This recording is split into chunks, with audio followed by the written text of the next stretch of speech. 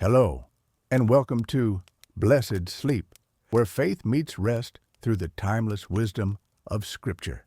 Tonight, we will share the journey of Asaph, a temple musician whose heart nearly stumbled in the face of life's deepest questions, a narrative inspired by Psalm 73. This story explores the struggle between what we see and what we know to be true, and teaches us about finding clarity when doubt threatens to overwhelm our faith. While you listen, allow these words filled with faith to wrap around you, bringing tranquility to your mind and renewal to your spirit. Let the gentle guidance of biblical wisdom lead you to a place of complete peace, resting in the presence of God. If this video blesses you, I would be so grateful if you could take a moment to like and subscribe to the channel. Your support allows me to continue sharing God's wisdom through these stories, creating more content designed to bring peace and spiritual refreshment through Scripture-inspired narratives. Now, take a deep breath, settle into the presence of God, and let us begin tonight's journey through this blessed story. The first light of dawn had not yet touched the eastern hills when Asaph opened his eyes in his small dwelling near the temple courts. The air held that peculiar stillness that comes just before the world awakens, when even the wind seems to hold its breath in reverence.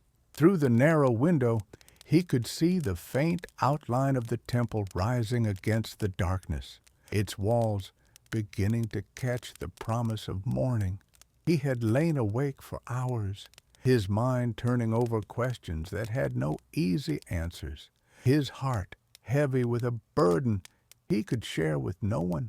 Asaph was known throughout Jerusalem as one of the chief musicians appointed by King David himself to minister before the ark of the Lord.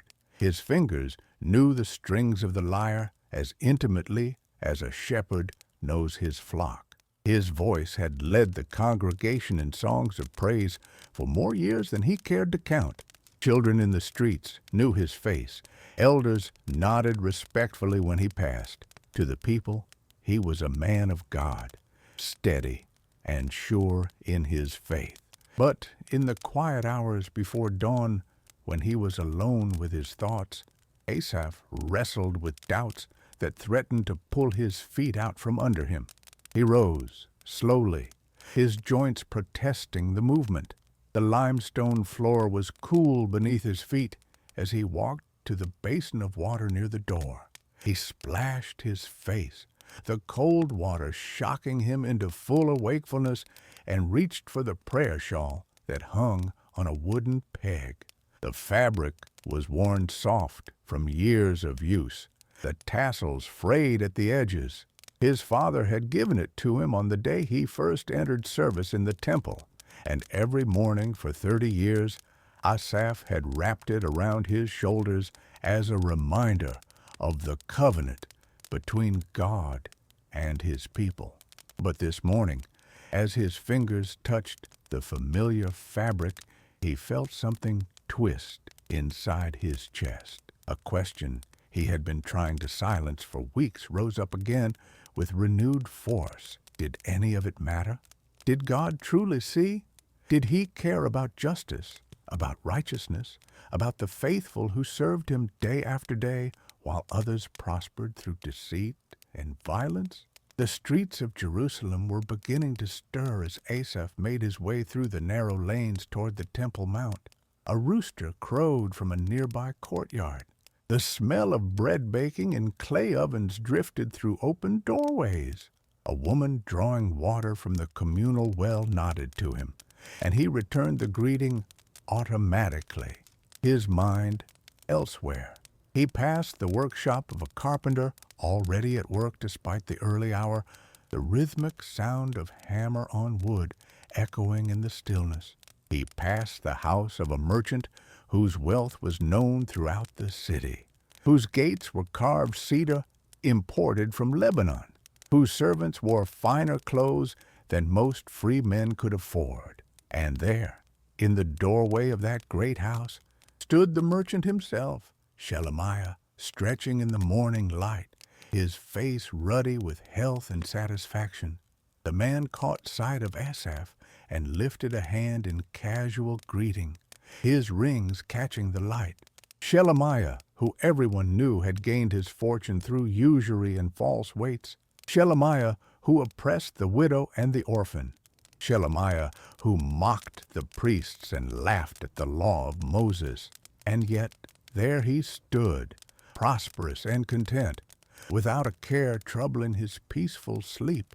Asaph felt the familiar bitter taste rise in his throat. He quickened his pace, not trusting himself to return the greeting. How many times had he seen this same scene play out, the wicked flourishing like the green bay tree while the righteous struggled for their daily bread. He thought of old Eliab, faithful temple servant who had died just 3 months ago, his body wasted by disease, his family left with nothing. He thought of Miriam, widowed young, who gave her last mite to the temple, while rich men like Shelemiah hoarded their wealth and grew fat on the labor of others. The temple courts were quiet when Asaph arrived, though other Levites would soon join him for the morning sacrifice. He made his way through the court of the Israelites, past the great bronze altar where the fire never ceased, past the layers where the priests washed before serving, toward the chamber where the musical instruments were kept. The building was constructed of massive stones, each one fitted so perfectly that no mortar was needed, and the walls seemed to absorb sound, creating a hush that was almost tangible. Asaph retrieved his lyre, running his fingers over the smooth wood, checking the tension of each string with practiced efficiency. This instrument had been with him for 20 years, a gift from a grateful worshiper whose daughter he had sung over at her wedding. The wood had darkened with age and use, and there was a small crack near the sound hole that actually improved the tone, giving it a warmth that newer instruments lacked. He sat on a low stool and began to tune the strings, but his fingers fumbled, missing the notes he had played 1,000 times before. The truth was that Asaph's heart was not in the music anymore. For weeks now, perhaps even months, he had gone through the motions of worship while his soul churned with questions and accusations. Every day he came to the temple and sang of God's goodness, God's justice, God's faithfulness to his people. And every day he looked out at the world and saw evidence that seemed to contradict everything he proclaimed. The proud walked free, the violent prospered.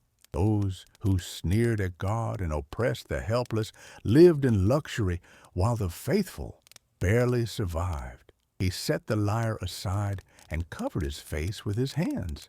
In the stillness of the empty chamber, he allowed himself to acknowledge the full weight of what he was feeling. He was angry at the injustice he saw every day, angry at his own poverty and struggle, angry at God for allowing such things to continue, and underneath the anger, something even more troubling, envy. He envied the wicked their ease, their prosperity, their carefree lives unburdened by righteousness. "Surely God is good to Israel," he whispered, reciting the opening words of the song he had written years ago, back when everything seemed clear and certain. To those who are pure in heart, God is good. But even as he spoke the words, they felt hollow in his mouth. Was God good? If so, why did it seem as though the pure in heart received nothing but suffering, while the corrupt and cruel lived lives of pleasure? A sound at the doorway made him look up. It was Jeduthun, another of the temple musicians, a man whose hair and beard had gone completely white, but whose eyes were still sharp and clear. Jeduthun had served in the sanctuary since before Asaph was born, and there was a quality of peace about him that Asaph both envied and resented. "You are here early, brother," Jeduthun said, his voice gentle and troubled, if I'm not mistaken. Asaph tried to compose his face to hide the turmoil within. "I am well," he said, though the words lacked conviction. "Only tired. I slept poorly." Jeduthun studied him for a long moment, then nodded slowly. "We have all walked through such nights," he said. "The darkness can be heavy indeed when questions outnumber answers." He moved to gather his own instrument, a larger lyre with a deeper tone. "But the morning comes, Asaph. It always comes." Asaph wanted to respond, wanted to pour out the bitterness that filled his heart, but he held his tongue. What would he say? That he doubted everything he had spent his life proclaiming? That he envied the wicked their prosperity? That sometimes in his darkest moments he wondered if there was any point in remaining faithful to a God who seemed blind to the suffering of his people? No, he could not speak such things aloud. These were thoughts to be wrestled with in the night, not proclaimed in the light of day. The morning sacrifice proceeded as it always did. The priests, in their white linen garments, moved with practiced precision, washing their hands and feet at the bronze laver before approaching the altar. The lamb was brought forth, a perfect yearling without spot or blemish. Its throat was cut, the blood collected in a golden bowl and sprinkled upon the altar. The carcass was laid upon the fire, and the sweet smoke rose toward heaven, carrying with it the prayers of the people. And Asaph sang. His voice rose with the smoke, leading the other musicians in the appointed psalm for that day. The words flowed from his lips with the ease of long practice, but they did not touch his heart. He was performing a duty, executing a function, but there was no worship in it. He watched the smoke rise and wondered if anyone was listening, if there was anyone beyond the clouds to receive the offering, to hear the praise. When the service concluded and the people began to disperse, Asaph did not linger in the temple courts as he usually did. He could not bear the thought of making conversation, of maintaining the facade of faithful devotion when his heart was in such turmoil. Instead, he left through the eastern gate and made his way through the city, walking without conscious destination, simply needing to move. Jerusalem was fully awake now, the streets crowded with people going about their business. He passed the market where vendors called out their wares, where the smell of spices and roasted grain filled the air. A group of scribes stood debating a fine point of the law, their voices rising in learned argument. Children ran past, laughing and chasing a leather ball through the crowded lanes. It was a scene of ordinary life, of people pursuing ordinary concerns, and Asaph felt suddenly like a stranger in his own city. He found himself walking toward the upper city, where the wealthy had their houses. The streets here were wider, cleaner, the houses larger and more ornate. He told himself he had no particular reason for coming this way, but he knew it was a lie. He wanted to see. He wanted to confirm with his own eyes the prosperity of the wicked, to feed the bitter fire that burned in his chest. And there, on a corner where the street widened into a small plaza, stood one of the grandest houses in Jerusalem. It belonged to a man named Zimri, whose reputation for cruelty and corruption was matched only by his wealth. Zimri had gained his fortune through violence and fraud, crushing any who stood in his way, seizing the property of the weak through legal manipulation and outright theft. Everyone knew it. Everyone spoke of it in hushed tones, and yet Zimri walked freely through the streets, attended by servants, honored by those who feared his power. As Asaph stood watching, Zimri himself emerged from the house, descending the steps with the confident stride of a man who had never known genuine hardship. He was corpulent, his flesh smooth and well-fed, his clothes of the finest wool, dyed with expensive purple. Gold chains hung around his neck. His fingers were heavy with rings. He laughed at something one of his servants said, a booming laugh that spoke of utter contentment with life. Behind him came his wife, adorned like a queen, and his children healthy and strong and beautifully dressed. Asaph felt something crack inside him. Here was a man who had never given a thought to God's law, who had built his fortune on the backs of the suffering, and yet he lived like a king. No disease touched him, no disaster befell him. His children thrived, his wealth multiplied. Meanwhile, faithful servants of God like old Eliab died in poverty. Widows like Miriam went hungry. The righteous struggled while the wicked prospered. What was the point? What was the value of cleanness of hands and purity of heart if it brought nothing but suffering?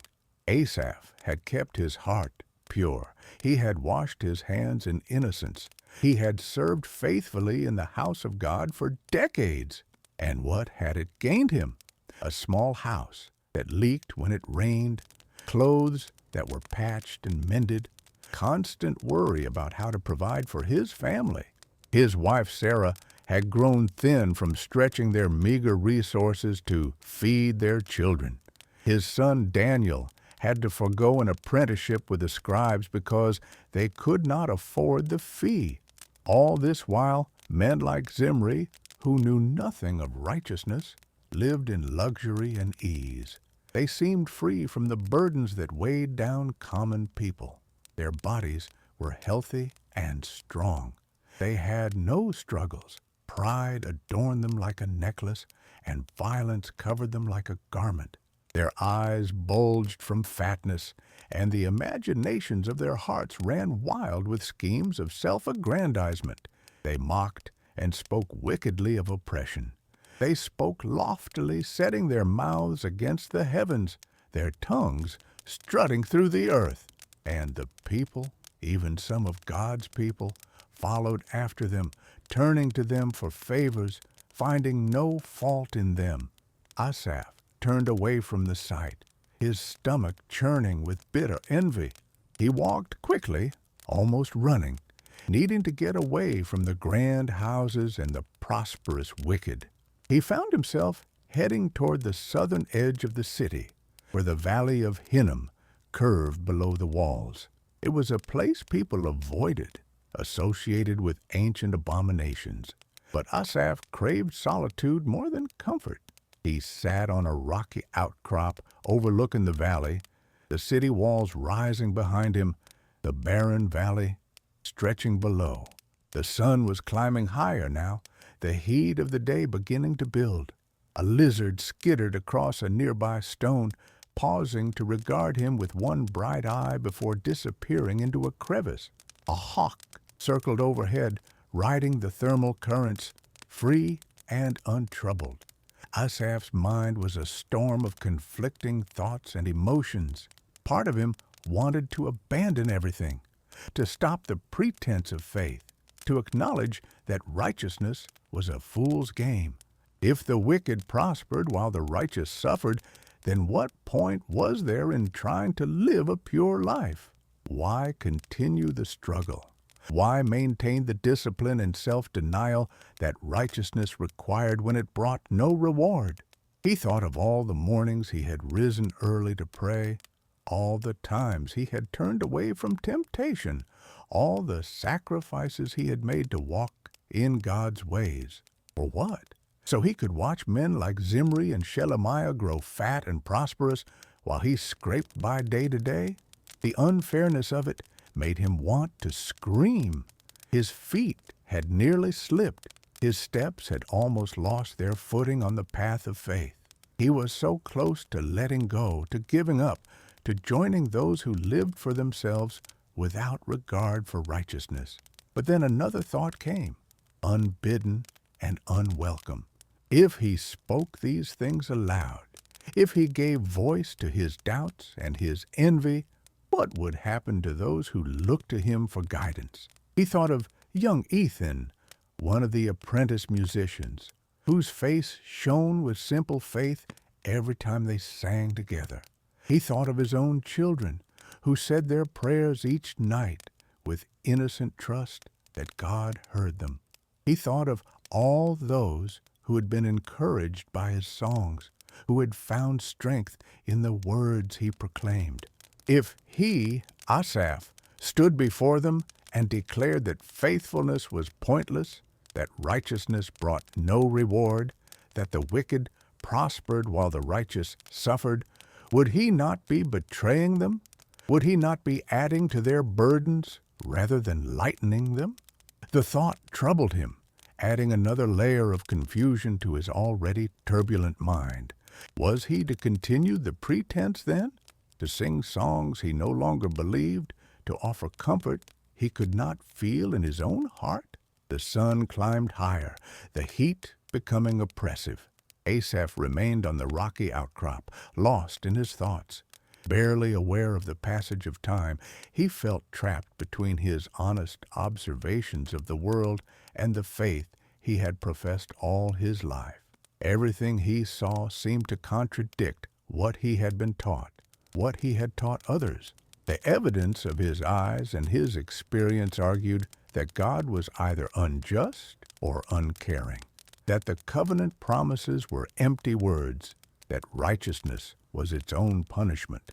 He tried to reason it through, to find some explanation that would reconcile what he observed with what he had believed. Perhaps he misunderstood the nature of blessing. Perhaps prosperity was not meant to be measured in material terms. Perhaps there were hidden rewards that made the struggle worthwhile. But even as he grasped for these thoughts, they seemed hollow and unconvincing. A man could not eat spiritual blessings. They did not keep the rain out, or put food on the table, or provide for the education of sons.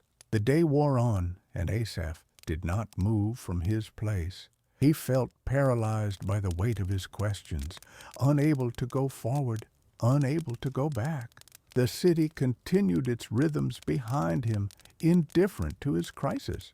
The sun crossed the sky, shadows lengthening as afternoon gave way toward evening, and still Asaph sat, wrestling with doubts that seemed to have no resolution. It was the sound of the shofar that finally roused him from his thoughts. The long, mournful blast echoed across the city, calling the faithful to evening prayers. Asaph looked up, startled to find that so much time had passed. The sun was lowering toward the western hills, painting the sky in shades of gold and amber.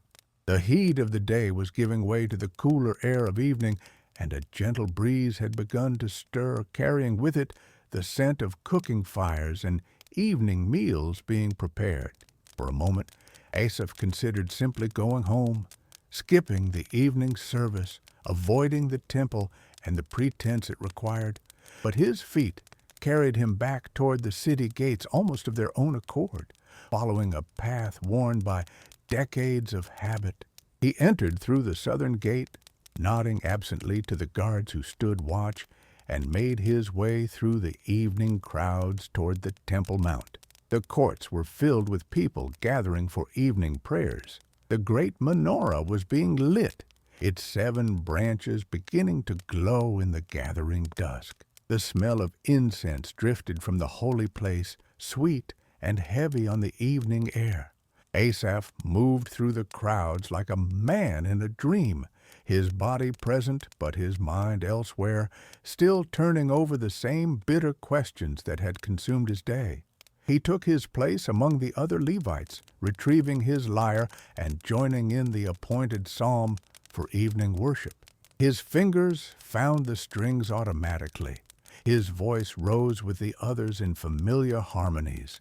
But it was all mechanical, all performance without substance. He felt like an impostor, a hypocrite singing of faith he no longer felt, proclaiming truths he no longer believed.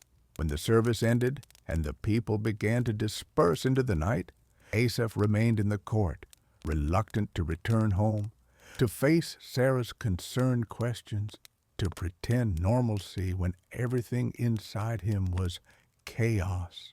He wandered through the outer courts as the crowds thinned, moving without purpose, his lyre still clutched in his hands. It was full dark now, the only light coming from the lamps that burned throughout the temple complex. The moon had risen nearly full, casting everything in silver and shadow. Asaph found himself standing near the entrance to the inner court, as close as a Levite could approach to the holy place. Beyond that point, only the priests could go. And beyond the holy place, separated by the great veil woven of blue and purple and scarlet, was the Holy of Holies, the dwelling place of God Himself, where the Ark of the Covenant rested in eternal darkness, where the presence of the Almighty was said to dwell between the cherubim. Asaph stared at the entrance to the inner court, at the veil that blocked his view of what lay beyond, and suddenly, without planning it, without even consciously deciding, he found himself moving forward. He should not enter this place. It was not permitted. But something drew him, some desperate need for answers, for clarity, for any response to the questions that were tearing him apart. The guard at the entrance knew him, knew he was one of the chief musicians, and stepped aside without question, assuming Asaph had some official purpose.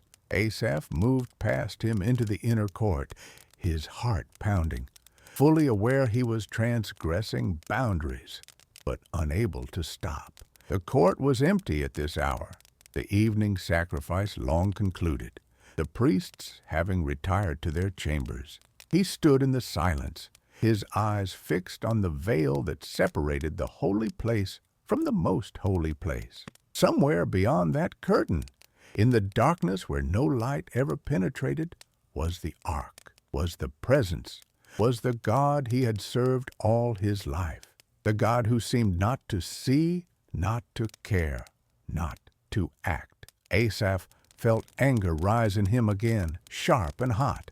"Where are you?" he whispered, his voice barely audible even to himself. "Do you see what happens in your world? Do you see the wicked prospering while the righteous suffer? Do you see old Eliab dead in poverty while Zimri lives in luxury? Do you care? Does any of it matter to you?" The questions poured out, no longer whispered, but spoken aloud, his voice growing stronger, edged with pain and frustration. "I have kept my heart pure. I have served you faithfully. I have done everything required, everything expected, and for what? For struggle and poverty and suffering? While those who mock you and oppress your people live in ease, what is the point? Why should I continue?" His voice echoed in the empty court, the stones throwing his words back at him, but there was no other answer. The veil hung motionless. The silence remained unbroken except for his own breathing, harsh and ragged in the stillness. Asaph felt tears burning in his eyes, tears of frustration and bitterness, and something close to despair. And then, in that moment, standing alone in the inner court, with his accusations hanging in the air, something shifted. It was not a voice, not a vision, nothing he could describe or explain, but it was as though a door opened in his mind, or a veil lifted from his understanding. He found himself thinking not of the present moment, not of the immediate prosperity of the wicked, but of the end of their story. He thought of Zimri in his grand house, surrounded by his wealth and his fine clothes and his healthy children. But Asaph's mind moved forward beyond the present moment to imagine that house empty, that wealth scattered, those children mourning. He thought of Shelemiah with his false weights and his oppression of the widow, and he imagined him standing before the judge of all the earth, his rings and fine robes counting for nothing, his deeds laid bare. It was as though time telescoped And Asaph could see beyond the immediate to the ultimate. The wicked prospered now, yes.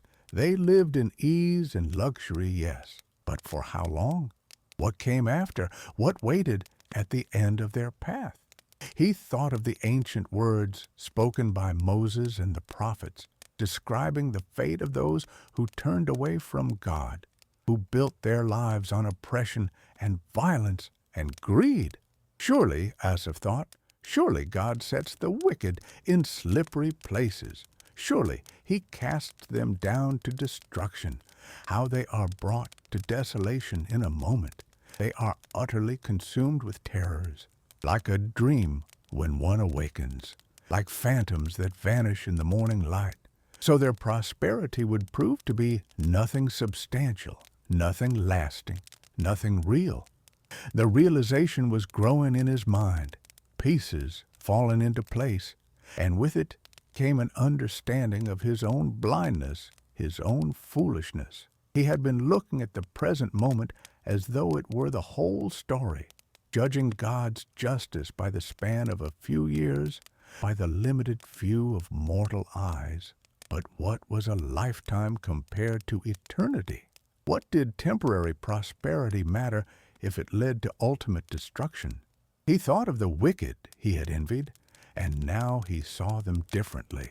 They seemed to him like animals, like beasts without understanding, fattened for slaughter, living without thought of what comes after, pursuing pleasures that would prove as insubstantial as smoke. Their apparent blessing was actually a curse, their prosperity a trap, their ease a deception. They were like a man who gorges himself at a feast, not knowing the food is poisoned.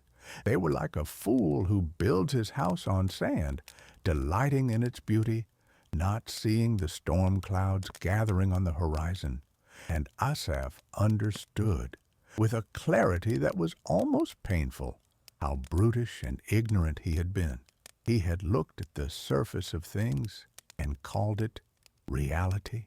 He had judged by appearance rather than truth. He had been like a beast before God, seeing only what could be eaten or grasped or possessed, with no understanding of spiritual realities, no perception of eternal perspectives. The bitterness that had consumed him all day suddenly seemed foolish, the envy shameful. What had he been envying? A prosperity that was temporary at best, illusory at worst? A life of ease that led to destruction? He had nearly thrown away something of infinite value for something that was worth nothing in the end. His feet had almost slipped indeed. But even as this understanding came, another thought followed, deeper and more profound. Asaph realized that through all his doubting, through all his bitter questioning, through all his wrestling with envy and despair, there had been one constant. God had not left him. Despite his anger, despite his accusations, despite his near abandonment of faith, he had never been alone. God had been present in his darkness, holding him even when he was ready to let go, keeping his feet from sliding even when he thought he was falling. Asaph looked down at his hands, the hands that had played the lyre in worship for so many years, and he saw them as though, for the first time, these hands that God had held. He thought of all the moments when he might have given up entirely, when he could have walked away from faith and chosen the path of the wicked. What had stopped him? Not his own strength, certainly. He had been ready to abandon everything. No, it was God who had held him fast, God who had kept his feet from complete slipping, God who had been present even in the midst of his doubt. Nevertheless, Asaph whispered, and the words seemed to hang in the air, heavy with meaning. Nevertheless, I am continually with you. You have held my right hand. It was true. Through all his struggle, through all his questioning, God had not let him go. Even when Asaph was ready to release his grip on faith, God's grip on him had remained firm. He had been held guided, kept from falling into the pit he had been so close to embracing. And more than that, Asaph realized that God would continue to guide him, continue to lead him with counsel, continue to show him the path even when his own eyes were blind to it. And afterward, when this life was over, when the temporary prosperity of the wicked had faded like morning mist, when all the wealth and power and ease of the corrupt had proven to be nothing more than illusion, afterward God would receive him into glory. Receive him, welcome him, bring him into something so much greater than anything this world could offer that no comparison was even possible. The question rose in his mind, clear and sharp. Whom have I in heaven but you? If he had God, what else did he need? All the prosperity he had envied, all the wealth and ease and comfort, what were they compared to the presence of the living God? And on earth, what could be desired in comparison? Nothing. There was nothing on earth that could compare to knowing God, to being known by him, to dwelling in his presence. Asaph felt his knees weaken, and he sank to the stone floor of the inner court, overwhelmed by the realization of what he had been about to throw away. His flesh might fail, yes. His body would grow old and weak and eventually die. His heart might grow weary with the struggles of life, but God was the strength of his heart and his portion forever, forever. Not just in this life, but in the age to come, in the eternal dwelling place where the wicked could never enter, where their prosperity would mean nothing, where only those who had walked with God would find their home. He saw it now with terrible clarity. Those who were far from God would perish. All who were unfaithful to him, all who had abandoned his covenant to pursue their own desires, all who had built their lives on oppression and violence and greed, they would be destroyed. Not because God was cruel, but because they had chosen destruction, chosen a path that led away from life, chosen illusion over reality. Their prosperity was not a sign of blessing, but of blindness, not evidence that God did not care, but that he was giving them over to their choices, allowing them to fill themselves with the emptiness they craved. But for Asaph, for those who drew near to God, how different the end would be. It was good to draw near to God, not just in some abstract spiritual sense, but concretely, practically, eternally good. Better than wealth, better than health, better than ease and comfort and all the temporary pleasures the world could offer. To draw near to God was to find one's true home, one's true portion, one's true and lasting treasure. Tears were flowing freely down Asaph's face now. They were no longer tears of bitterness. They were tears of relief, of gratitude, of wonder at his own foolishness and at God's patient faithfulness. He had been so close to destroying himself, to speaking words that would have harmed not only himself, but all those who looked to him for guidance. But God had not let him fall. God had brought him here, to this place, to this moment of clarity, to this understanding that changed everything. He had made the Lord God his refuge. That was the choice before him, the only choice that mattered. Not wealth or poverty, not ease or struggle, not comfort or hardship. The choice was simply this: to make God his refuge, to trust in him, to draw near to him, to find in him his portion and his strength. And having made that choice, Asaph's task was clear.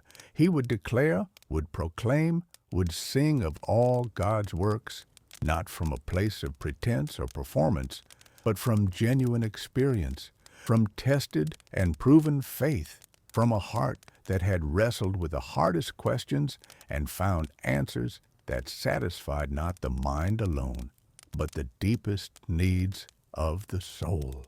Asaph remained on his knees for a long time, his tears gradually subsiding, his breathing slowing, a peace settling over him that he had not felt in months. The silence of the inner court no longer felt empty, but full, charged with a presence he could not see but could no longer doubt. The veil before him no longer seemed to be a barrier, but a reminder that some things were too holy, too precious, too profound to be grasped casually, that the dwelling place of God required approach with reverence and humility. When he finally rose to his feet, his body aching from kneeling on the hard stones, the night had deepened. The moon had moved across the sky, and the air had grown cool.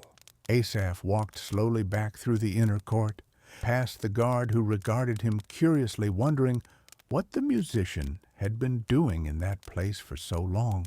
But Asaph did not try to explain. How could he put into words what had happened? Not a vision, not a voice, but something more subtle and more profound. A shift in understanding, a change in perspective that made all the difference. He walked through the outer courts, past the bronze altar where the fire still burned low, past the great pillars that supported the porticos, out into the streets of Jerusalem. The city was quiet now, most people asleep, only a few lamps burning in windows. The moon cast everything in silver light, softening the edges of buildings, making the narrow streets seem almost magical. Asaph walked slowly, in no hurry to reach home, savoring the peace that filled him, turning over in his mind all that he now understood. He passed through the lower city, where the houses were small and crowded together, where people like himself lived, scraping by day to day. But as he looked at these modest dwellings, he no longer felt the bitter envy he had carried earlier. These were the homes of people who, by and large, sought to walk in God's ways, who taught their children the law, who gathered in the synagogues to study and pray, who drew near to God. And suddenly their poverty seemed less significant, their struggles less crushing, because he could see beyond the temporary to the eternal. He thought of Sarah waiting for him, probably worried at his long absence. He thought of his children asleep in their beds. He thought of his small house with its leaking roof and its patched walls, and none of it seemed like deprivation anymore. These were gifts, blessings, evidence of God's provision. He had food to eat, a family who loved him, work that had meaning and purpose, a community of faith, and above all, he had God as his refuge and his portion. What more could any person truly need? When Asaph finally reached his house, Sarah was indeed waiting, sitting by the small oil lamp, her face lined with concern. She rose when he entered, questions in her eyes, but something in his expression made her pause. The worry lines that had creased her forehead for weeks seemed to soften as she searched his face. He set the lyre down gently against the wall and moved toward her, taking both her hands in his. "I have been a fool," he said quietly, his voice thick with emotion. "A blind fool who could not see what was right before me." Sarah's eyes filled with tears, though she did not yet understand. She only knew that the man who stood before her was somehow different from the one who had left that morning, weighed down by bitterness. The anger that had haunted his features for so long was gone, replaced by something she could only describe as peace. "Come," Asaph said, leading her to sit beside him on the low bench near the door. "Let me tell you what the Lord has shown me today." And there, in the quiet of their small house, with the oil lamp casting gentle shadows on the walls, Asaph poured out the story of his day. He told her of his doubts, his envy, his near abandonment of faith. He held nothing back, confessing the depth of his spiritual crisis with a vulnerability that made her heart ache. But he also told her of what had happened in the inner court, of the shift in understanding that had changed everything, of seeing the wicked not as blessed, but as cursed, of recognizing God's hand holding him even in his darkest moments. Sarah listened without interrupting, her hand clasped in his, tears streaming silently down her face. When he finished, she was quiet for a long moment, and then she spoke, in a voice barely above a whisper. "I knew something was wrong," she said. "I watched you grow distant, saw the joy leave your eyes when you went to the temple. I prayed every day that God would show you what I could not tell you in words, that He would open your eyes to see what truly matters." Asaph pulled her close, holding her as they wept together, tears of relief and gratitude and renewed hope. Their children stirred in the adjoining room, and soon Daniel, their eldest, appeared at the doorway, rubbing sleep from his eyes. "Abba," the boy said tentatively. "Is everything well?" Asaph beckoned him closer, and then called for the other children as well. They gathered around, sleepy and confused, but responding to the unusual atmosphere of the moment. And there, in the middle of the night, Asaph taught his family what he had learned. "I want you to remember this night," he told them, his voice strong and clear.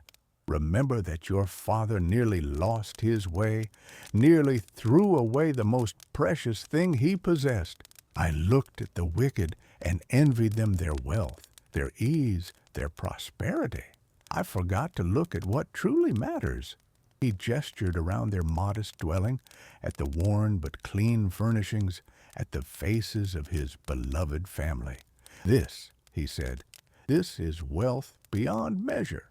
Not because we have much by the world's standards, but because we have God as our refuge and our portion. And that, my children, is worth more than all the riches in Solomon's treasury." Little Rachel, only 6 years old, climbed into his lap. "Will you write a song about it, Abba?" she asked with the innocent wisdom of children. Asaph laughed, a genuine laugh that seemed to come from deep in his chest, a sound that had been absent from their home for too long. "Yes, my little one, I will write a song that will tell the truth about what I have learned, so that others who struggle as I did might find their way back to peace." And the days that followed were days of renewal for Asaph. He rose each morning before dawn, not with the heaviness that had characterized his recent weeks, but with anticipation. The first thing he did each day was wrap himself in his prayer shawl and recite the opening words that had become his anchor. "Truly God is good to Israel, to those who are pure in heart." But now those words were not hollow repetition. They were testimony, declaration, truth that he had tested and found to be absolutely reliable. God was good, not because the righteous always prospered in material ways, not because life was easy for those who followed His ways, but because God Himself was the ultimate good, the highest treasure, the greatest reward. Asaph returned to his duties in the temple with renewed purpose. The other musicians noticed the change in him immediately. There was a quality in his singing now that had been missing before, a depth of conviction that came through in every note. Jeduthun, the old musician who had spoken to him on that dark morning, pulled him aside after the morning sacrifice one day. "Brother," the old man said, his eyes twinkling with knowing amusement, "whatever happened to you during your time of struggle, I can see that you have emerged refined like silver in the crucible. Your voice carries a weight now that it did not before." Asaph embraced the older man, grateful for his patient wisdom. "I have been in the valley of the shadow," he said, "and I have learned what I could not learn on the mountaintop, that God is faithful even when we are faithless, that He holds us even when we are ready to let go, and that His presence is worth more than all the prosperity this world can offer." Jeduthun nodded slowly, his face serious now. "This is the testimony that our people need to hear. Too many are stumbling as you stumbled, questioning as you questioned. You must give voice to this truth, Asaph. Write it down. Make it a song that will endure. And so, Asaph began the work of crafting what would become one of his most enduring compositions. He did not rush it. For weeks he carried the words in his heart, refining them, testing them against his experience, ensuring that every phrase was honest and true. He would rise in the night when a particular phrase came to him, lighting a small lamp to scratch the words onto a piece of parchment. Sarah watched this process with quiet joy.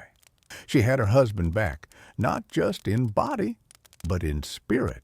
The man who had been so consumed by bitterness and envy was gone, replaced by someone who had looked into the depths and found solid ground.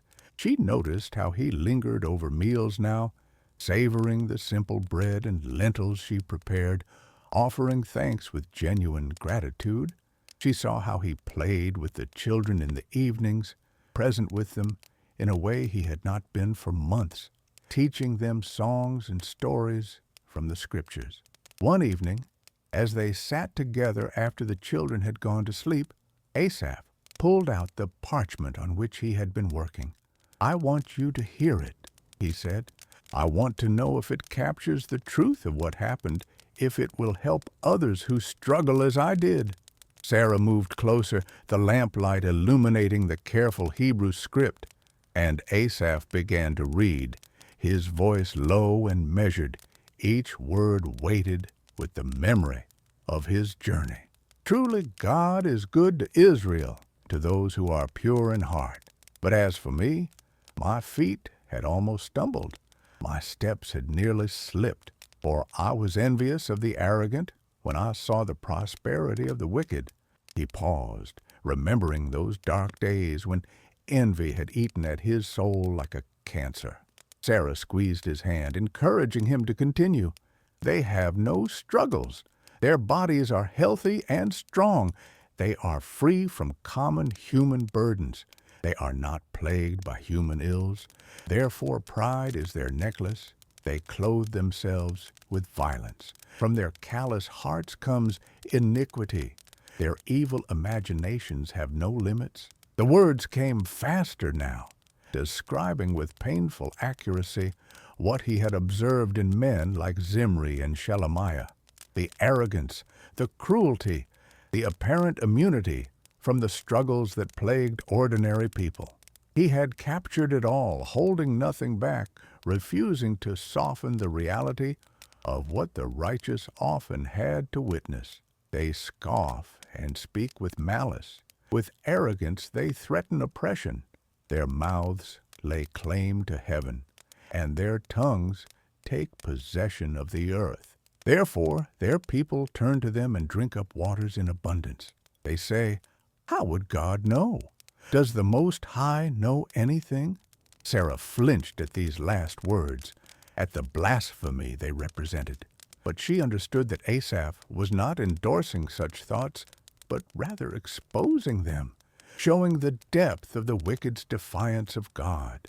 This is what the wicked are like. Always free of care, they go on amassing wealth. "Surely in vain I have kept my heart pure and have washed my hands in innocence. All day long I have been afflicted, and every morning brings new punishments." Here Asaph's voice broke slightly, remembering the despair that had driven him to that outcrop overlooking the valley of Hinnom, the sense that all his righteousness had been for nothing. Sarah's eyes were wet with tears, understanding now even more fully how close her husband had come to losing his faith entirely. "If I had spoken out like that, I would have betrayed your children." The words hung in the air, simple but profound. This was the restraint that had kept him from destroying others with his doubts, the awareness that his words carried weight, that his crisis of faith could have crushed the faith of those who looked to him for guidance. It was both confession and mercy, confession of how close he had come to betrayal, mercy in that he had held his tongue. When I tried to understand all this, it troubled me deeply. Asaph paused again, his finger tracing the words on the parchment. This was the crux of it, the point where human wisdom reached its limit, where all his reasoning and observation had only led him deeper into confusion and despair. Some truths could not be grasped by thought alone, till I entered the sanctuary of God. Then I understood their final destiny. His voice strengthened on these words, and Sarah saw his face transform as he spoke them, as though he were reliving that moment in the inner court when everything had shifted, when the scales had fallen from his eyes, and he had seen clearly for the first time in months. Surely you place them on slippery ground. You cast them down to ruin. How suddenly are they destroyed, completely swept away by terrors. They are like a dream when one awakes. When you arise, Lord, you will despise them as fantasies. The imagery was vivid, powerful. The prosperity of the wicked was not solid ground, but a slippery slope leading to destruction. Their wealth and power were not reality, but illusion, as insubstantial as a dream that evaporates in the morning light. Asaph had seen past the surface to the ultimate truth, that what appeared to be blessing was actually curse, that what seemed like advantage was actually doom. When my heart was grieved and my spirit embittered, I was senseless and ignorant. I was a brute beast before you. These were perhaps the hardest words to write, Asaph thought. The admission of his own foolishness, his animalistic lack of understanding, his brutish inability to see beyond immediate circumstances. But they were necessary words, honest words, words that others who struggled with the same doubts needed to hear. Even the faithful could become like beasts, seeing only what could be grasped and consumed, missing the deeper spiritual realities. But then came the turn, the shift from darkness to light, from despair to hope, from confusion to clarity. Asaph's voice grew stronger as he read the words that had emerged from his transformation. Yet I am always with you. You hold me by my right hand. You guide me with your counsel, and afterward you will take me into glory. Sarah caught her breath. This was the heart of it, the truth that had saved her husband from complete apostasy. Not his own grip on God, which had been failing, but God's grip on him, which had never loosened. God had held Asaph's right hand even when Asaph was ready to pull away. God had guided him with counsel even when Asaph was too blind to see it. And God would, not might, but would, receive him into glory afterward. Whom have I in heaven but you? And earth has nothing I desire besides you. The words were radical, absolute, almost shocking in their exclusivity. Nothing on earth was desirable compared to God. Not wealth, not ease, not comfort, not even the respect of others. Nothing. Only God. It was the declaration of a man who had looked at everything the world had to offer and found it worthless in comparison to the one thing that truly mattered. My flesh and my heart may fail, but God is the strength of my heart and my portion forever. Asaph looked up from the parchment, meeting Sarah's eyes. Do you understand what this means? He asked softly. Not that my flesh and heart might fail, but that they will fail. I will grow old. I will grow weak. I will die, as all people die. But even then, even when everything physical fails, God will be my strength. God will be my portion, not just for this life, but forever. Sarah nodded, unable to speak past the lump in her throat. She understood. She had always understood, but now her husband understood too, and that made all the difference. Asaph returned to the parchment, reading the final verses with a solemnity that bordered on reverence. Those who are far from you will perish. You destroy all who are unfaithful to you. But as for me, it is good to be near God. I have made the sovereign Lord my refuge. I will tell of all your deeds. The psalm was complete. From the opening declaration of God's goodness, through the dark valley of doubt and envy, into the sanctuary where true understanding dawned, and finally to the triumphant affirmation that nearness to God was the ultimate good, the highest blessing, the only thing worth pursuing. It was not just a song but a testimony, not just poetry, but truth forged in the furnace of genuine spiritual crisis. "It is good," Sarah whispered. "It is very good, my husband." Others will sing these words and know that they are not alone in their struggles. They will see that even the faithful can doubt, that even those who serve in God's house can question. But they will also see that God is faithful even when we are not, that He holds us even when we are ready to let go. In the following Sabbath, Asaph introduced the new psalm in the temple worship. He had taught it to the other Levites during the week, working with them to create a melody that would carry the emotional weight of the words. It needed to be somber at the beginning, reflecting the darkness of doubt. It needed to descend into the valley of questioning. But then it needed to rise, gradually at first, and then with growing strength, into the light of understanding and the joy of rediscovered faith. The temple courts were crowded that morning, as they always were on the Sabbath. People from all over Jerusalem and the surrounding villages had come to worship, bringing their offerings, seeking God's presence. Among them were men like Zimri and Shelemiah, the wealthy and corrupt, there out of social obligation rather than genuine devotion. But there were also widows and orphans, laborers and servants, the poor and the struggling, those who came seeking hope in the midst of hardship. As the morning sacrifice was offered and the smoke rose toward heaven, Asaph stepped forward with his lyre. The other musicians joined him, their voices blending in harmony, and they began to sing the new psalm. The words rippled through the crowd like waves on the Sea of Galilee. Asaph could see the reactions on people's faces as they listened. Some of the wealthy shifted uncomfortably when the psalm described the arrogance and prosperity of the wicked, perhaps recognizing themselves in the description, though Asaph suspected most would not.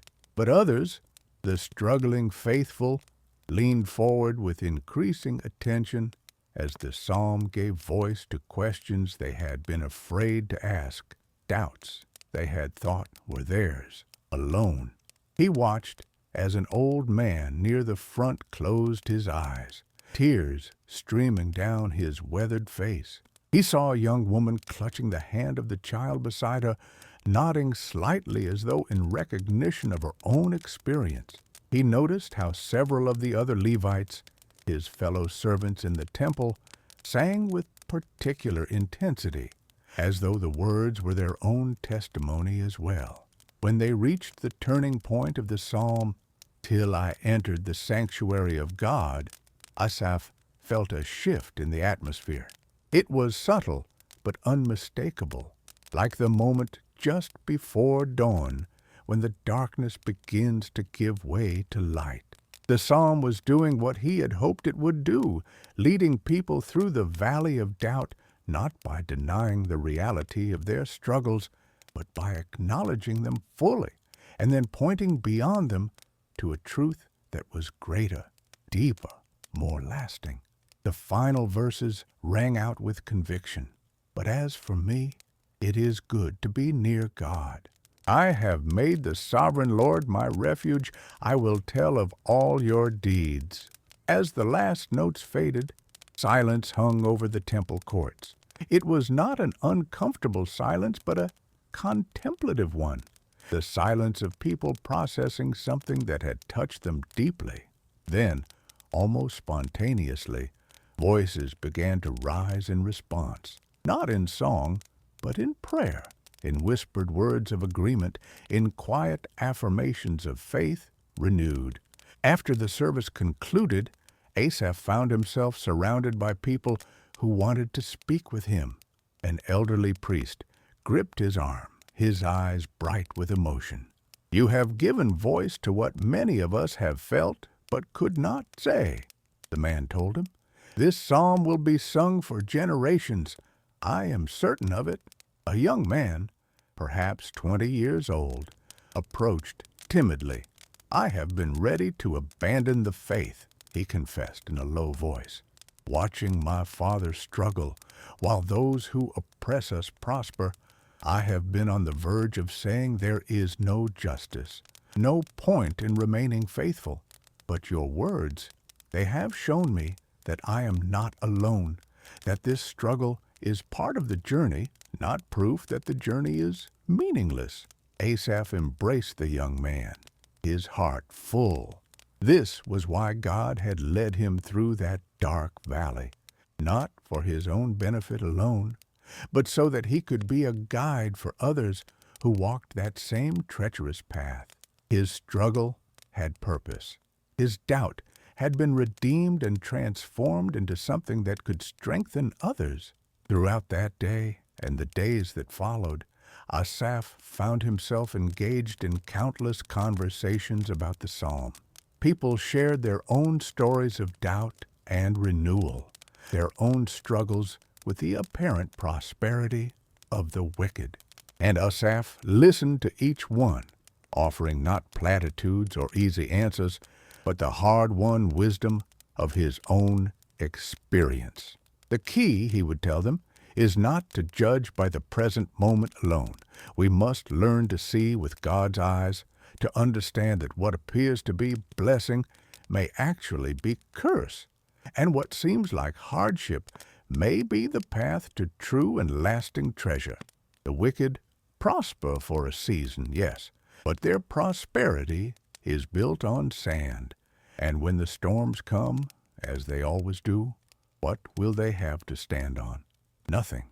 But those who have made God their refuge, who have drawn near to Him, who have found in Him their strength and portion, they have something that can never be taken away, something that will endure beyond this life into eternity. The weeks turned into months, and the psalm that Asaph had written became deeply woven into the fabric of temple worship. It was sung regularly, requested frequently, and memorized by many.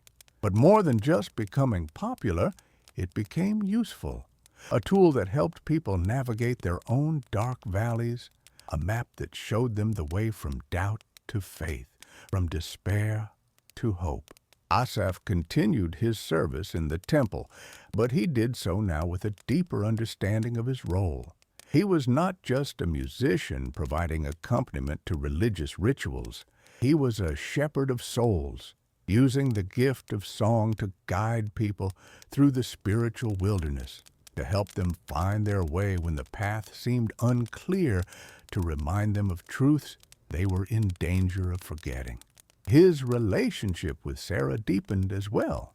Having witnessed his crisis and his renewal, she understood him in ways she had not before. They talked more openly now about spiritual matters, about their own struggles and questions, about the challenges of raising children in a world where righteousness often seemed to be punished rather than rewarded. "How do we teach them?" Sarah asked one evening, as they watched their children play in the small courtyard behind their house. "How do we prepare them for the reality that following God's ways does not mean an easy life, that they may see others prosper through wickedness while they struggle despite their righteousness?" Asaph considered the question carefully before responding. "We teach them what I learned," he said finally, "that the prosperity of the wicked is temporary and illusory, while the nearness of God is eternal and real. We teach them to measure wealth not by what can be stored in barns, but by what is stored in the heart. We teach them that God Himself is the greatest treasure, the ultimate reward, and that everything else is just shadows and dust in comparison. He paused, watching little Rachel chase her brother Daniel around the courtyard, their laughter bright and innocent. But most importantly, he continued, we teach them by example.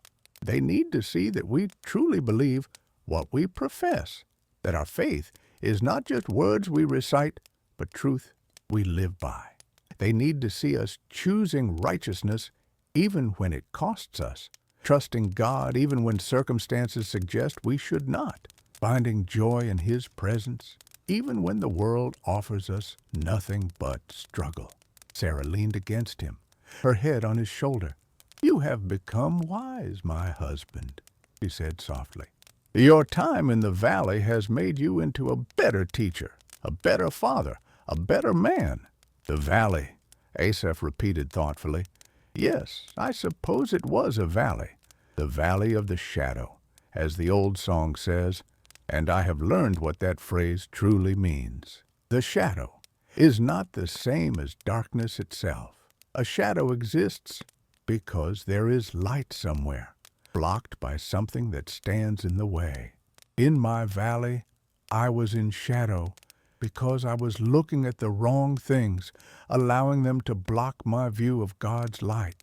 But God was there all along, and when I finally turned my face toward Him, rather than toward the circumstances that seemed so overwhelming, the shadow lost its power.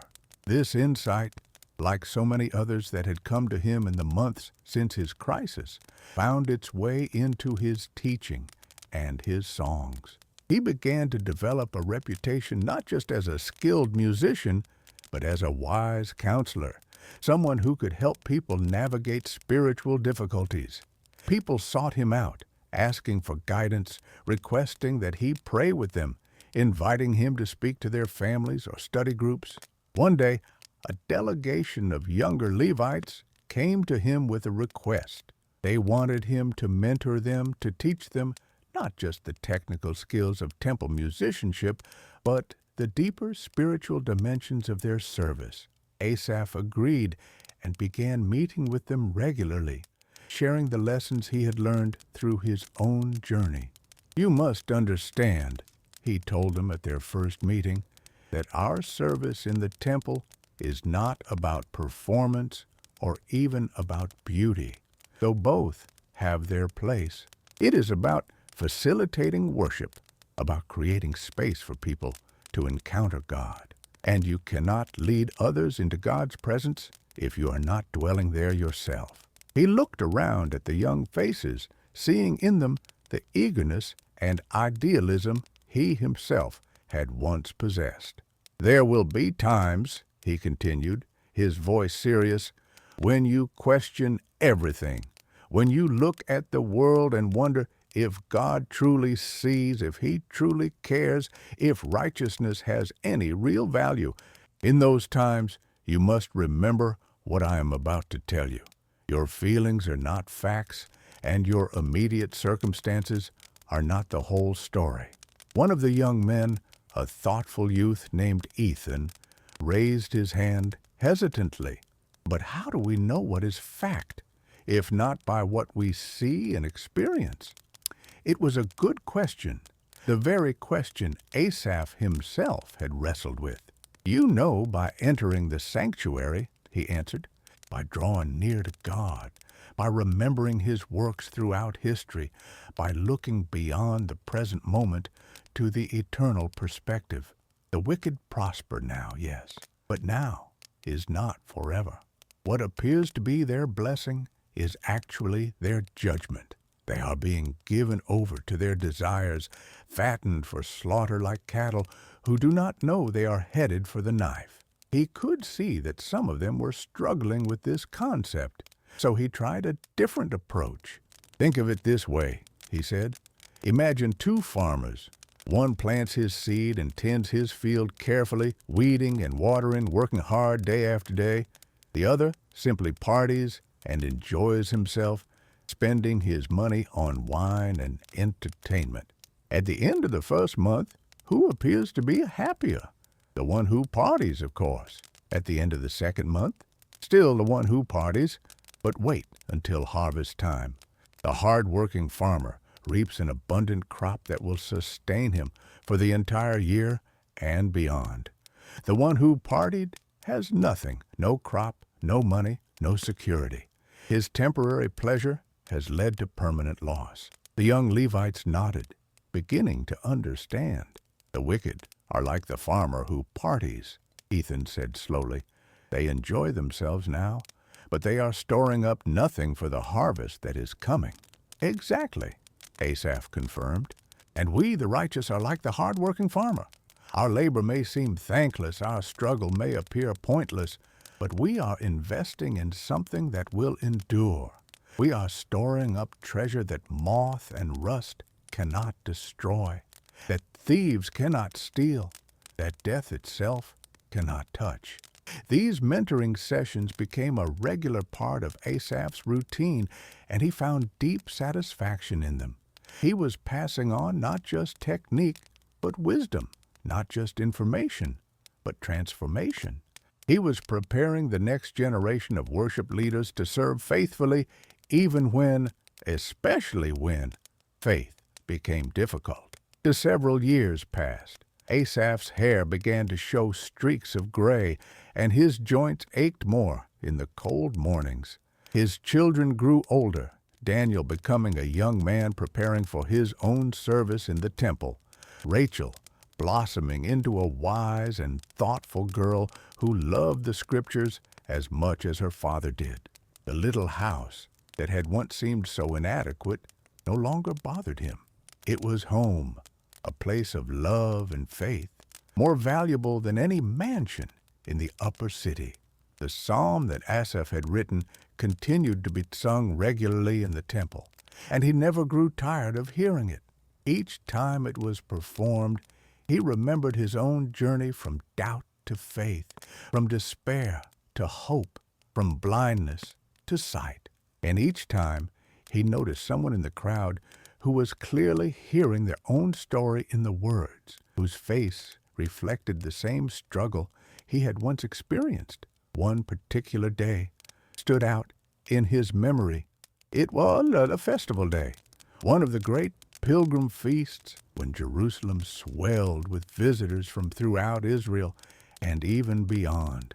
The temple courts were packed with people, the air thick with the smoke of sacrifices and the smell of incense. As Asaph and the other musicians prepared to lead worship, he noticed a man standing near the back of the crowd, his face twisted with anger and bitterness. There was something familiar about that expression, and with a start, Asaph realized he was looking at a mirror image of his own face from years ago. The man was watching the wealthy in their fine clothes, the corrupt officials who had come to make a show of their piety, the arrogant who strutted through the temple courts as though they owned the place. And the man's face showed clearly what he thought of it all, that it was a sham, that God was either unjust or non-existent, that righteousness was a fool's game. Asaph felt compassion surge through him. He knew that struggle. He knew that pain. And he knew how close that man was to losing his faith entirely. When the psalm was sung, Asaph sang with particular intensity, directing his voice toward that man in the back, willing him to hear not just the words, but the truth behind them, the testimony of someone who had walked through that same valley and emerged on the other side. He watched as the man's expression slowly changed, as attention replaced anger, as interest replaced bitterness. After the service, Asaph made his way through the crowd toward the man who was standing alone, looking thoughtful and troubled. "Peace be with you, brother," Asaph said, approaching carefully so as not to startle him. The man turned, and up close Asaph could see the exhaustion in his eyes, the weight he was carrying. "Are you the one who wrote that song?" the man asked without preamble. "I am," Asaph acknowledged. "My name is Asaph, and I serve as one of the musicians here in the temple. "How did you know?" the man asked, his voice breaking slightly. "How did you know exactly what I have been feeling, the questions I have been asking?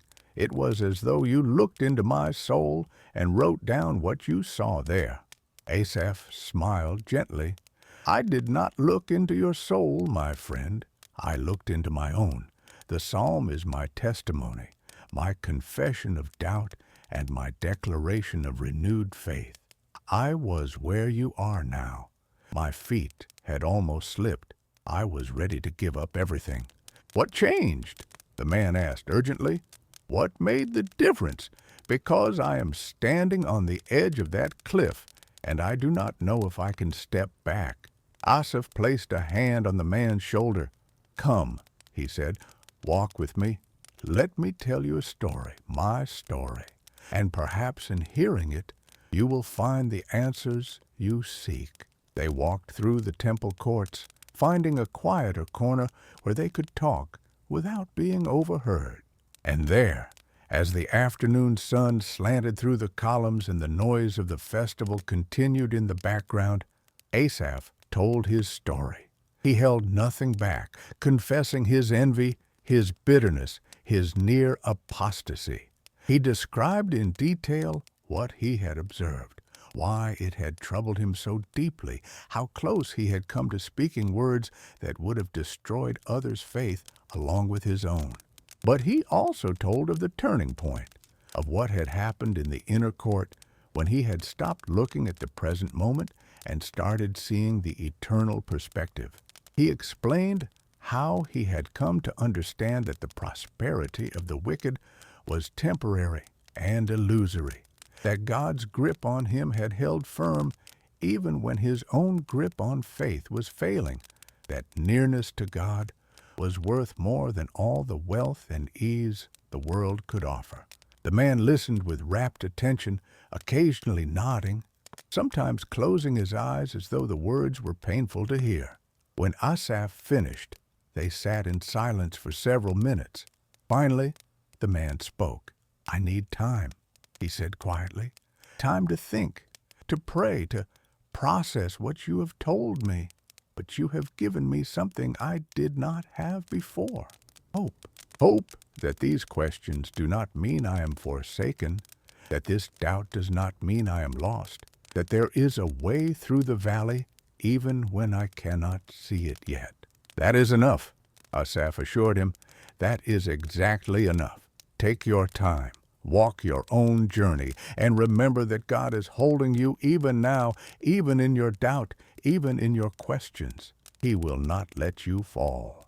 They parted with an embrace, and Asaph watched the man disappear into the crowd. He did not know if he would ever see him again, did not know if their conversation would ultimately make a difference. But he trusted that God would use even this encounter for his purposes, that the words spoken in honesty and humility would find their mark. As Asaph grew older, his role in the temple began to shift. He still led worship regularly, but increasingly he was called upon for wisdom and counsel. Young musicians came to him for instruction. Troubled souls sought his guidance. Even some of the priests consulted with him on matters of worship and spiritual formation.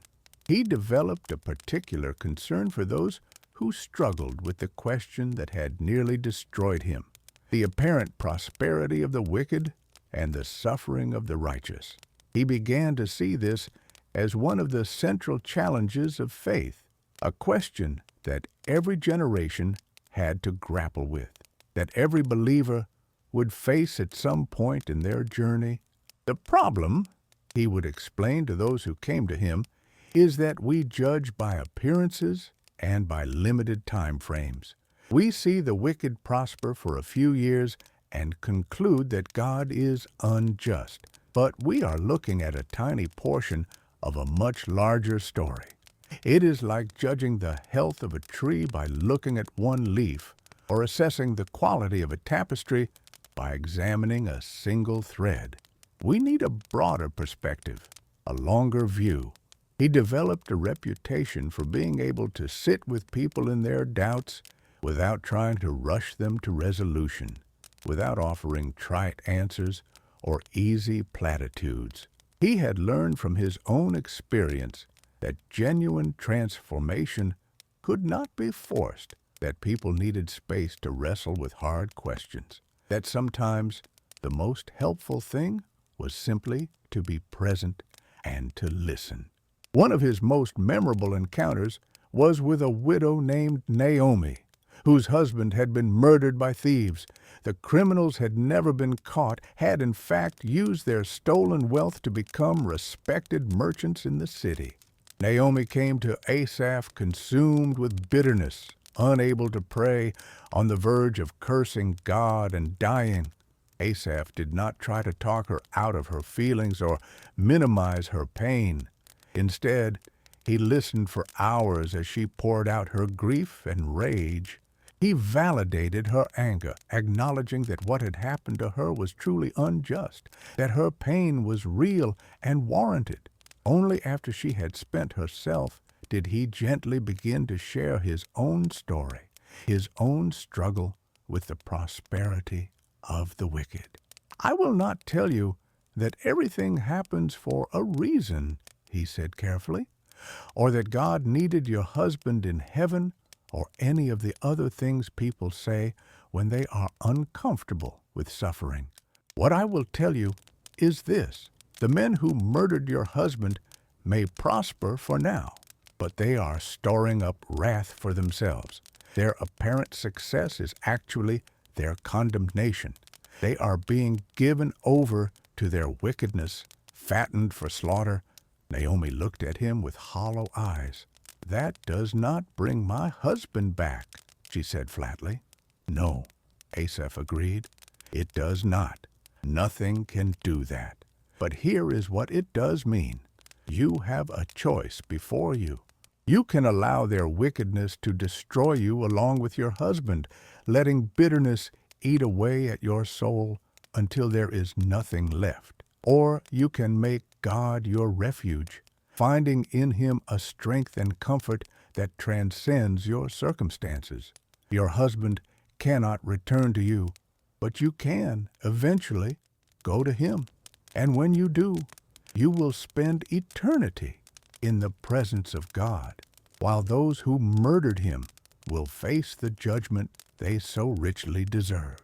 It was not an easy conversation, and Naomi did not leave immediately comforted, but she came back week after week, and slowly, very slowly, Asaph watched as she began to heal. She began to pray again. She began to find moments of peace. She never forgot her husband or stopped mourning him, but she found a way to live with the loss, to carry the grief without letting it consume her entirely. One day, several months after their first conversation, Naomi came to Asaph with something in her eyes that he had not seen before. Not happiness exactly, but a kind of settled acceptance, a peace that coexisted with her sorrow. She told him that she had been able to pray again, that she had felt God's presence in her grief, holding her as a father holds a weeping child. She said that Asaph's psalm had become her anchor, that the words, "You hold me by my right hand," had sustained her through the darkest nights. "I understand now," she said quietly, "what you meant about the wicked. Their prosperity means nothing. It is smoke, shadow, illusion. My husband lived with integrity. He walked with God. And though he was taken from me too soon, though those who murdered him walk free for now, I know in my bones that the end of their story will be very different from his. He is with God now, beyond their reach, beyond all suffering, and one day I will join him there. That is my hope, my comfort, my treasure that cannot be stolen." Asaph embraced her, tears in his own eyes, marveling at the resilience of faith, at how God could bring beauty from ashes, strength from weakness, hope from despair. Naomi's transformation became another testimony to add to his own, another proof that the truths he had discovered were not just personal revelations, but universal realities that could sustain any soul who dared to trust them. The years continued to pass, each one deepening Asaph's understanding of the psalm he had written. He found that he returned to it again and again, not because he had forgotten its truths, but because each season of life revealed new dimensions of meaning. When his own father died after a long illness, Asaph clung to the words, "You guide me with your counsel, and afterward you will take me into glory." When drought struck the land and food became scarce, he found comfort in, "God is the strength of my heart and my portion forever." When one of his children fell seriously ill, he repeated like a mantra, "Nevertheless, I am continually with you. You hold me by my right hand." The psalm was not just something he had written, but something that sustained him, a well he could draw from again and again without ever exhausting its depths. And he saw the same thing happening in the lives of others.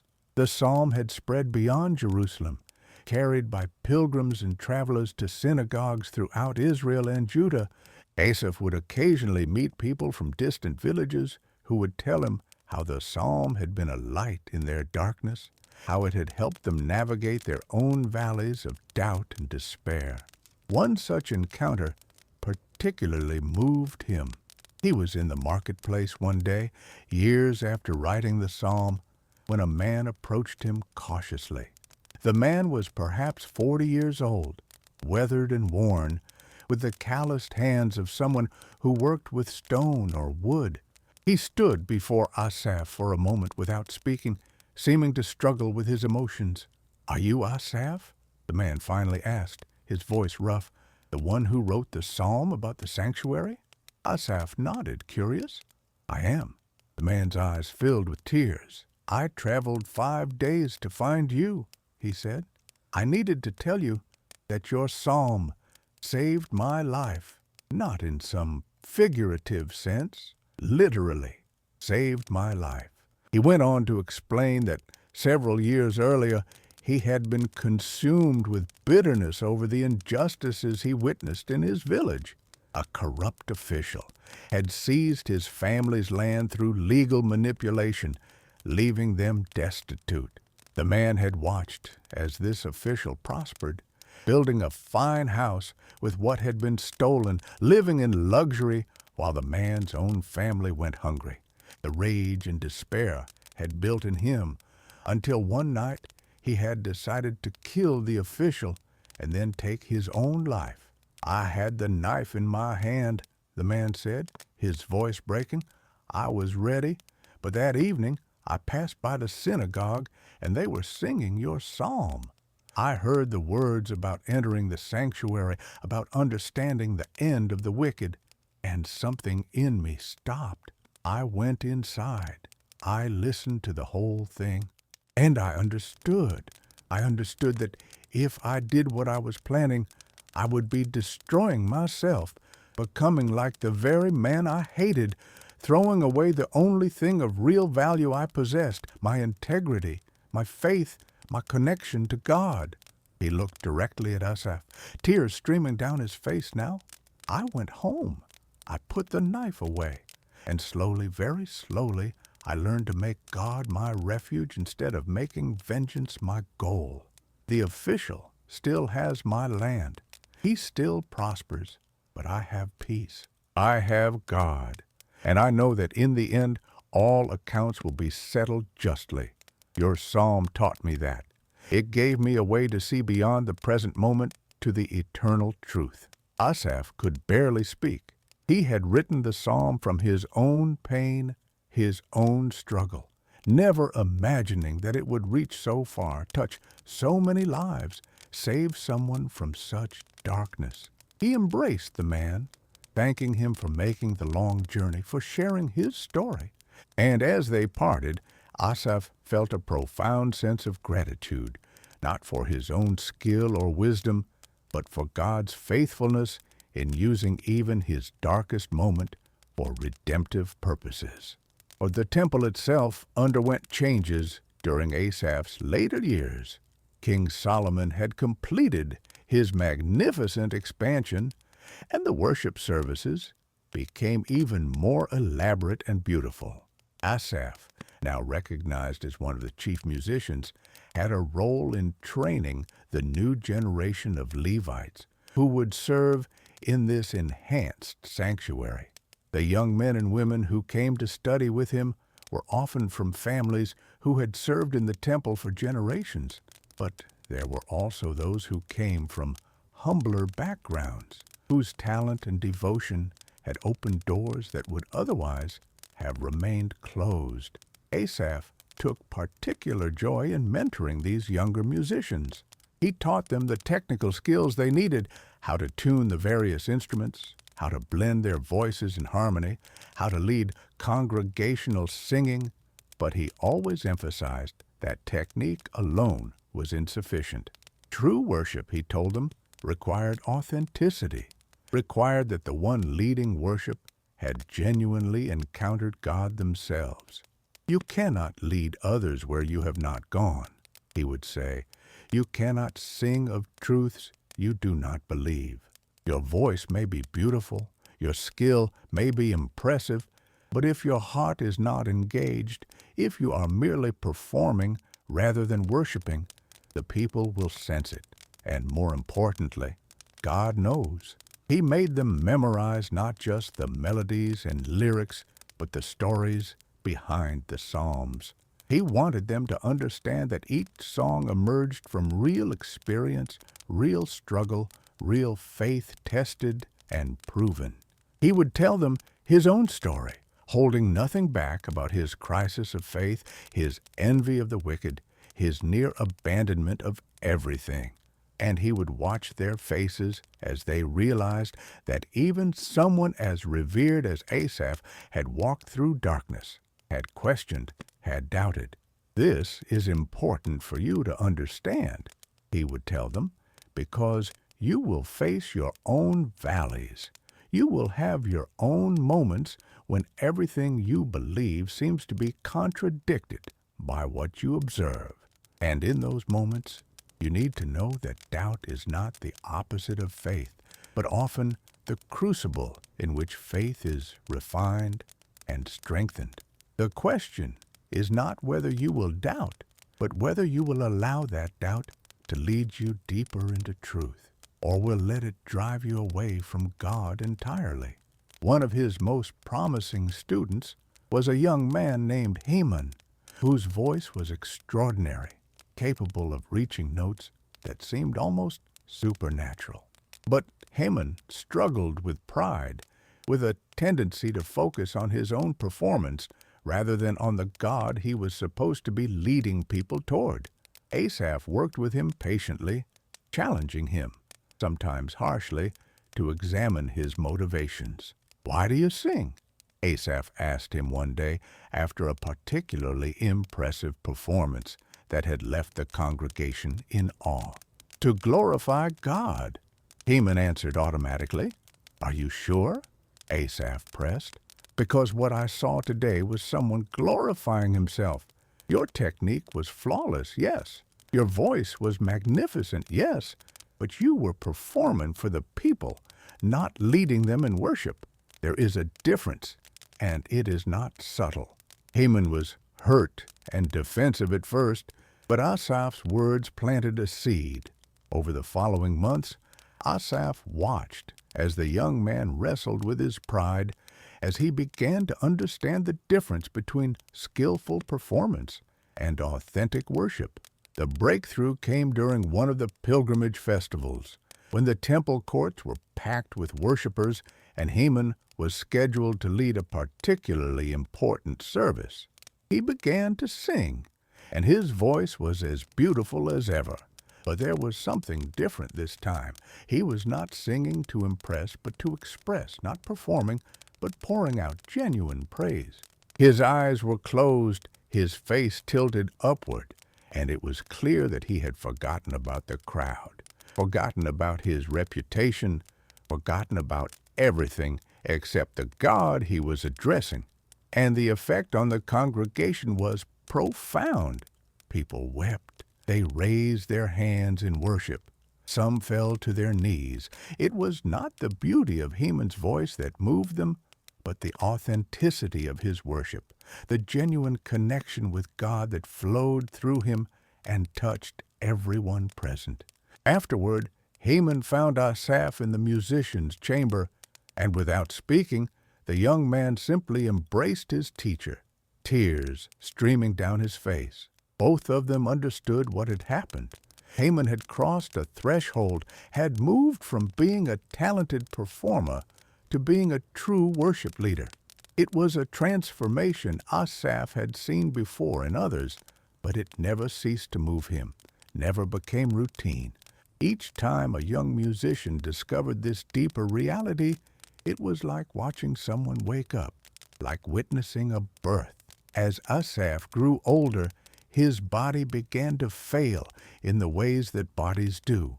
His fingers became stiff with age, making it harder to play the lyre with the same fluidity he had once possessed. His voice lost some of its power and range. His legs grew tired more quickly, and the walk up to the Temple Mount that he had made thousands of times became more of a challenge. But he found that these physical limitations did not diminish his worship, but deepened it, because they forced him to rely more completely on God's strength rather than his own abilities.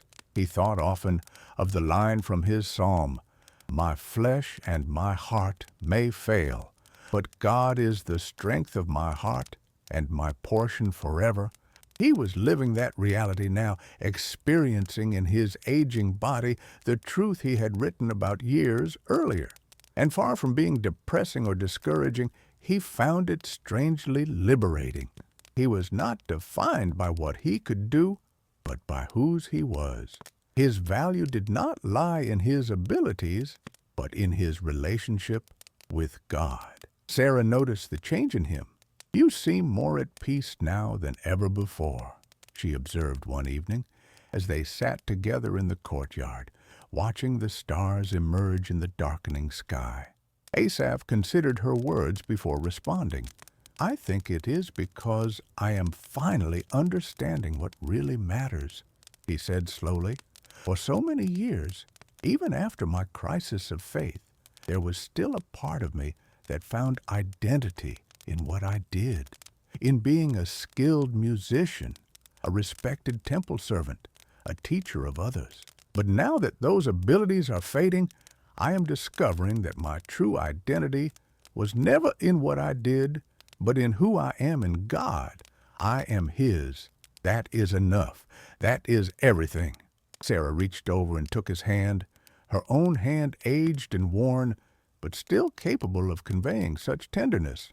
They had been married for over 4 decades now, had raised their children together, had weathered countless storms, and she knew him better than anyone.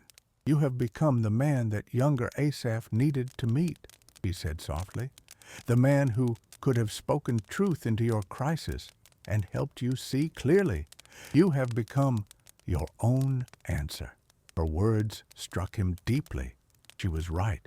The young Asaph, consumed with envy and bitterness, wrestling with questions about God's justice, that man needed someone like the older Asaph, someone who had walked through the valley and emerged with tested, proven faith.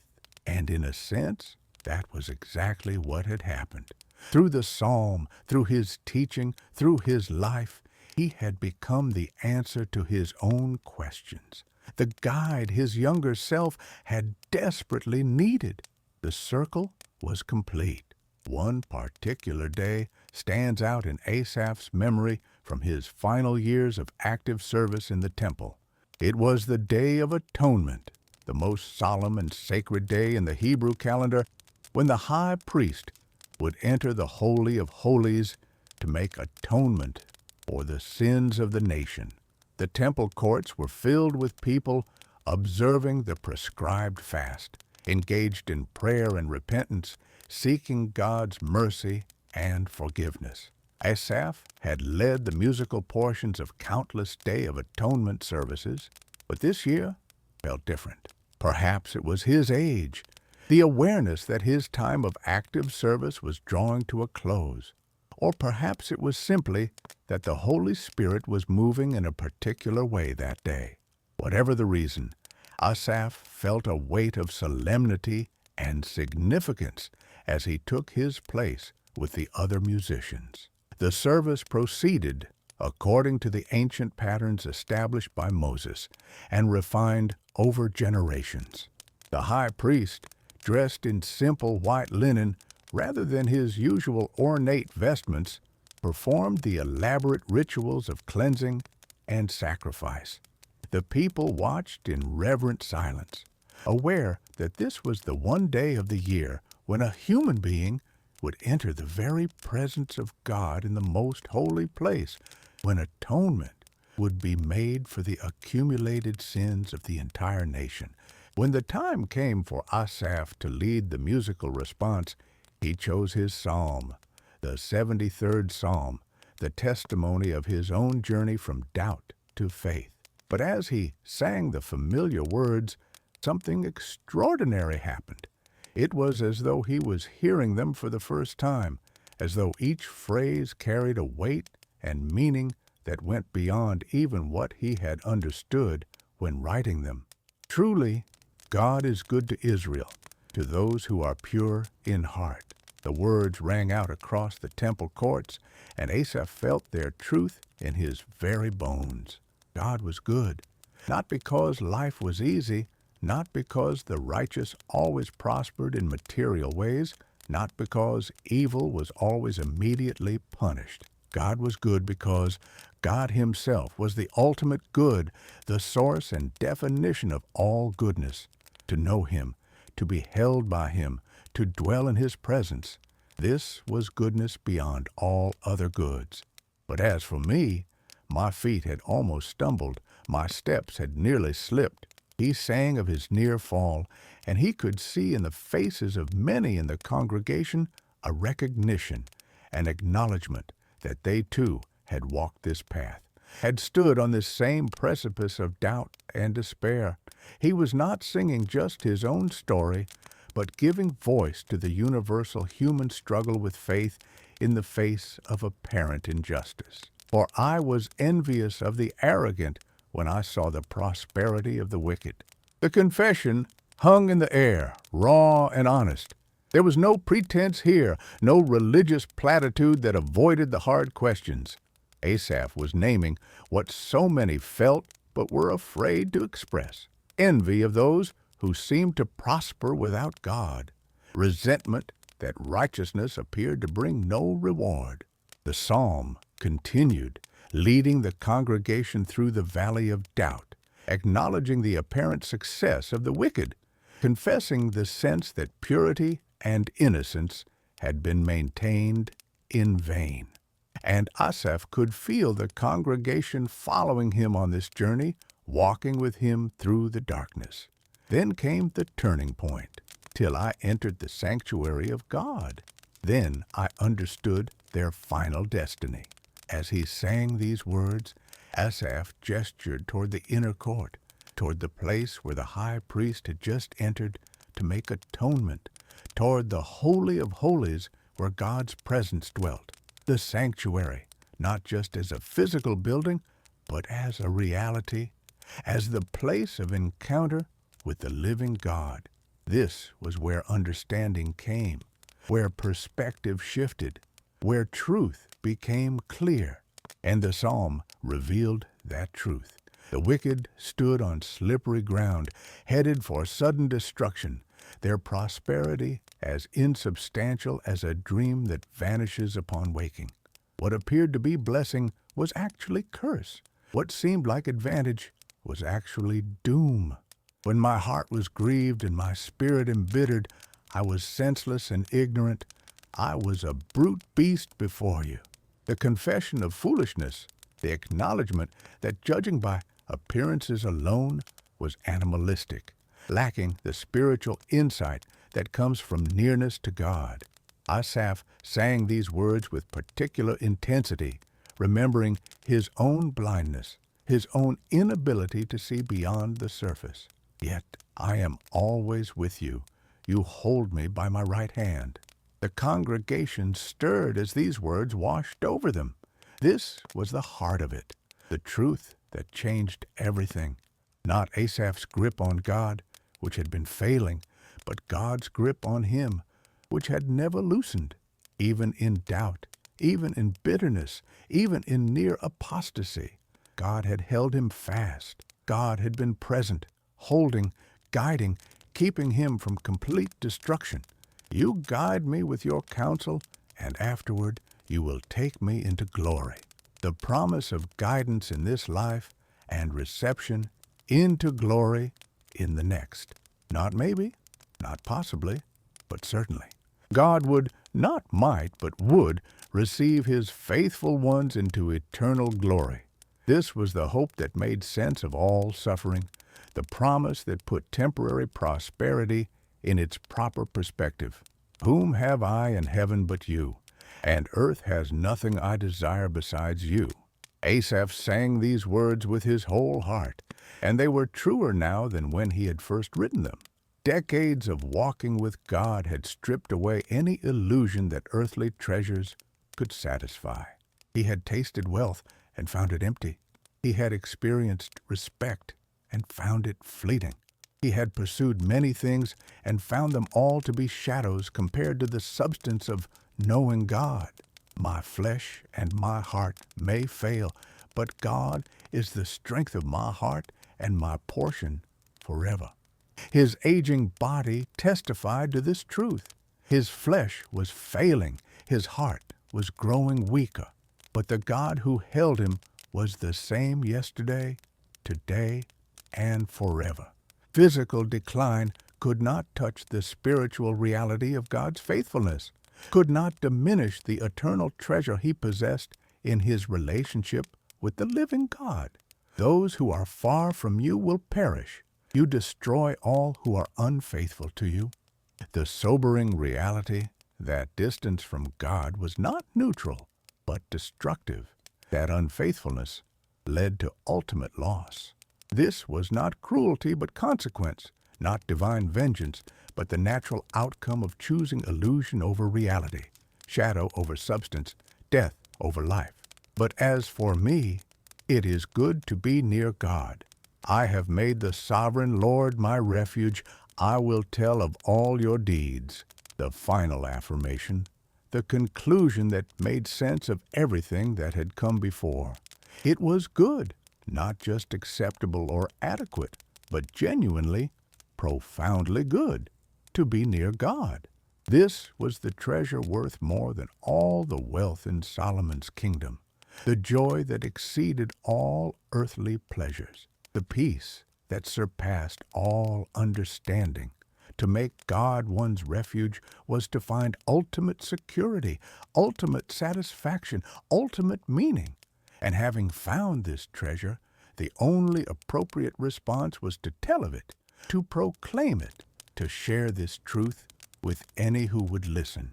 As the last notes of the psalm faded, silence fell over the temple courts. It was a holy silence, pregnant with meaning, filled with the presence of God.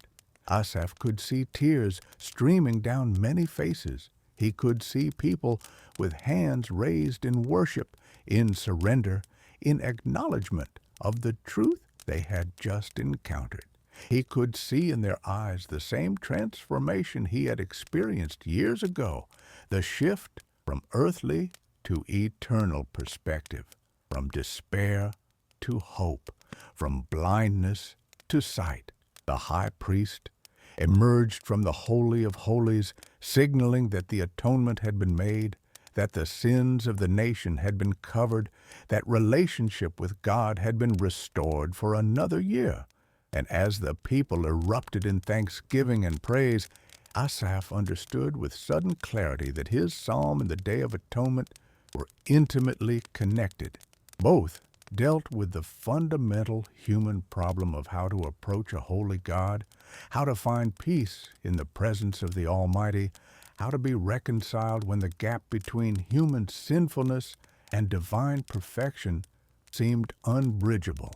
The answer was the same in both cases. God Himself bridged the gap. God provided the atonement. God held the sinner's hand. God guided with His counsel. God received His people into His presence. It was not about human achievement or righteousness or worthiness. It was about divine grace, divine faithfulness, divine love that pursued the wayward and held them fast even when they were ready to let go. In the weeks following that Day of Atonement, Asaph found himself reflecting deeply on his life, on the journey he had traveled, on the lessons he had learned. He was aware that his time of active service was coming to an end, that younger men would soon take over his responsibilities in the temple. Rather than feeling regret or resentment at this transition, he felt a deep sense of peace and completion. He began to spend more time teaching, passing on not just technical musical knowledge, but spiritual wisdom accumulated over decades. He would gather small groups of young Levites in his home, and they would sit for hours as he shared stories and insights, answered questions, offered guidance. These informal teaching sessions became legendary among the temple musicians, and there was always a waiting list of those who wanted to study with him. One evening, a particularly thoughtful young man named Asaph, named after him, as many young Levites were in those years, asked him a question that cut to the heart of everything. "Teacher," the young man said respectfully, "you have walked with God for so many years. You have written psalms that will be sung for generations. You have taught hundreds of musicians. But if you could go back to that moment when you were young, when you were consumed with doubt and envy, when your feet had almost slipped, would you change it? Would you choose a different path, one without that dark valley?" The old Asaph was quiet for a long moment, considering the question seriously. Everyone in the room waited, knowing that his answer would reveal something essential about faith, about how God works in human lives, about whether suffering and doubt have any redemptive purpose. "No," Asaph finally said, his voice firm. "I would not change it. That valley was necessary. That darkness was where I learned things I could never have learned in the light. If I had not faced those questions, if I had not wrestled with that doubt, my faith would have remained shallow, untested, built on assumptions rather than on proven truth. The valley forced me to dig deeper, to examine what I really believed and why, to discover that God was holding me even when I could not feel His presence, even when everything I observed seemed to contradict His goodness." He leaned forward, his aged eyes intense. "And more than that, if I had not walked through that darkness, I could not now guide others through theirs. When someone comes to me consumed with bitterness about the prosperity of the wicked, I do not have to imagine what they feel. I know. I have been there. I can speak from experience, not from theory."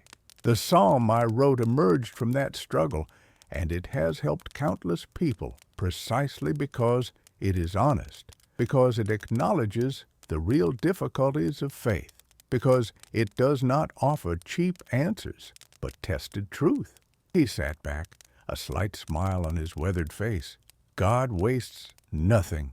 Even our darkest moments, even our doubts and struggles, He can redeem and use for purposes we cannot imagine in the moment.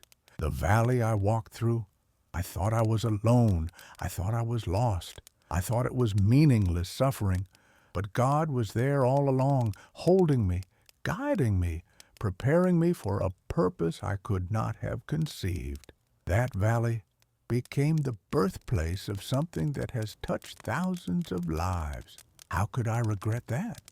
The young people sitting around him absorbed his words in silence. This was not the tidy religious teaching they sometimes heard, the kind that suggested faith was simple and suffering was always punishment or always immediately redemptive. This was real wisdom, hard-won, tested in the crucible of genuine struggle, and it gave them permission to face their own doubts, their own questions, their own valleys, knowing that these too could become places of transformation rather than destruction. As Asaph's strength continued to decline, he made one final pilgrimage to Jerusalem's heights, to a place he had often gone for prayer and reflection. It was the Mount of Olives, from which one could see the entire city spread out below, the temple rising magnificent in its center, the valleys and hills stretching away in every direction.